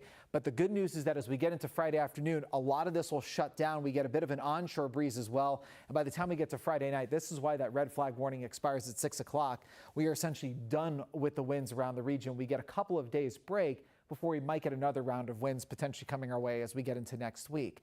LA County and Ventura County, you can see that as we get into the early morning hours, we still have a couple of gusts out there. Nothing too crazy, about 15 to 25 mile per hour gusts at the most, probably the strongest in the Santa Monica Mountains out of the entire region. But as we go through the rest of Thursday, watch how quickly the winds will start to ramp up. This is 9 a.m. You just see a couple of gusts through the Santa Susana Mountains and across some of the San Gabriel Mountains. But as they play through a couple of more hours, you suddenly see how we ramp up all these gust intensities back into the 35 to 45 mile per hour range for parts of Ventura County. But the somewhat good news, if you will, it's still going to be very gusty, so it's not great news. But if you look around the Santa Monica Mountains, you're not necessarily seeing gusts into that 50 mile per hour range like what we've been seeing over the past couple of hours. Still, though, this is an offshore wind. This is still a Santa Ana wind, and that is obviously going to keep fire danger very high as we get into Friday morning. But by the afternoon, we start to see an onshore breeze, initially gusty at first, but then the winds will start to shut down as we get into the overnight. And again, 6 p.m., that's our expiration time of the red flag warning. You can see the winds around the region look pretty light. And the only reason why I'm not showing the San Gabriel Valley with all these maps is because San Gabriel Valley will go back to being a kind of our typical wind shelter location. That is typically what we see with a lot of these offshore wind events, is that San Gabriel Valley and the base ended up wind sheltered. That did not happen yesterday. That was all like the wind was extending all the way out into the basin. But I think for the next round of wind that we're looking at as we get into late Thursday and Friday, I think for the San Gabriel Valley, we may get an occasional gust, but not nearly as strong as some of the rest of the region. That's the latest that we're looking at. I'll send it back to you guys. David, very quickly before you go, is it likely these winds through Friday could affect the aerial assault? We've seen how powerful these water-dropping choppers are and the fixed-wing aircraft in fighting these fires. Will this affect them? You know, it's hard to say. Obviously, they're the ones that'll make the call on that. But I have a feeling that they'll still be able to do some firefighting effort. I think really the reason why we lost that air assault yesterday was because we weren't looking at gusts in the 35 to 45 mile per hour range. We were way above that. We're up in the 60 to 70 mile per hour range and even higher. And that's where it just gets way too turbulent coming off of some of the area mountains to operate any fixed wing or even rotor aircraft. And one of the interesting things to point out about yesterday, and I'll just kind of reference this here, even though you won't see anything additional animated on this map. But you look at some of our mountain ranges around the region, with the way the jet stream was oriented yesterday, it was almost directly over the top of all of these, essentially coming in out of the northeast. And that drove what we call a mountain wave, which starts to pull some of these very high winds down off of the mountains. And you end up with this wave effect. It almost looks like you're taking a garden hose and trying to shoot it over kind of a little obstruction or something. You get these little bounces of waves, essentially like a set of rapids or a river. That is very hard to fly aircraft in. That is why so many aircraft were diverting away from Burbank Airport yesterday. There were a lot of delays going into LAX. There were reports of severe turbulence over the region and extreme turbulence in some spots too. And so that just made it hard for firefighting efforts. It'll still be very bumpy getting into tomorrow, but I think we have a decent shot of still having an air attack. And the other thing, I mentioned this earlier, this still kind of feels weird to say, but what we're looking at wind-wise for tomorrow, that's more of like our standard strong Santa Ana wind. What we had last night, that was something exceptional that we have not seen in a very, very long time. I don't think I've ever seen that with any of the fire coverage I've ever done. So we're kind of back to your standard Santa Ana wind, and they can definitely make some air attacks during those. All right, so in terms of air attack, timing is everything. Timing is everything, and location too. Because if it's away from some of the mountains and away from some of those strong gust cores that we might have tomorrow, I think we've got a really good shot that we should have some air attack happening. All right, David Bigger, appreciate it. Thank you. All right, we're going to go back to Amber Frias. She's in Studio City. And Amber, is this the Sunset Fire, or which fire is this? There were two in the area this evening.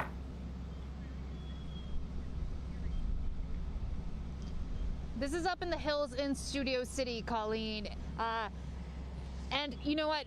Firefighters have a pretty good handle on it at this time. If you could see behind me, there is some flames that are still peeking from behind that home where you see the white smoke coming. And from our vantage point at this time, it appears that there are at least 2 homes that have been destroyed by this fire. But while we've been here, we've seen several water drops by helicopters, working on this area. And I do want to show you video from earlier today of what it looked like so you could see, the change that has happened in that time.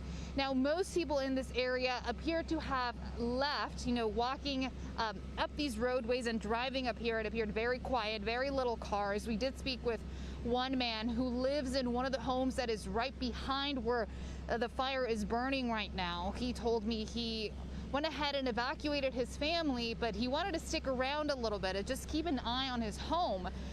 He told me he had lived here for 40 years and never imagined something like this could happen in his community. Now, like I mentioned, fire crews hard at work out here. Conditions are improving. The winds, we don't feel them as strong as we did earlier this afternoon. But again, the fire risk is still there, and it's always a reminder to people, if you do need to evacuate, you do it before it's too late. Colleen. Amber, you mentioned evacuations. Thank you for that. We're getting an update on some of the Eaton Fire evacuations, the area there. Here's the update.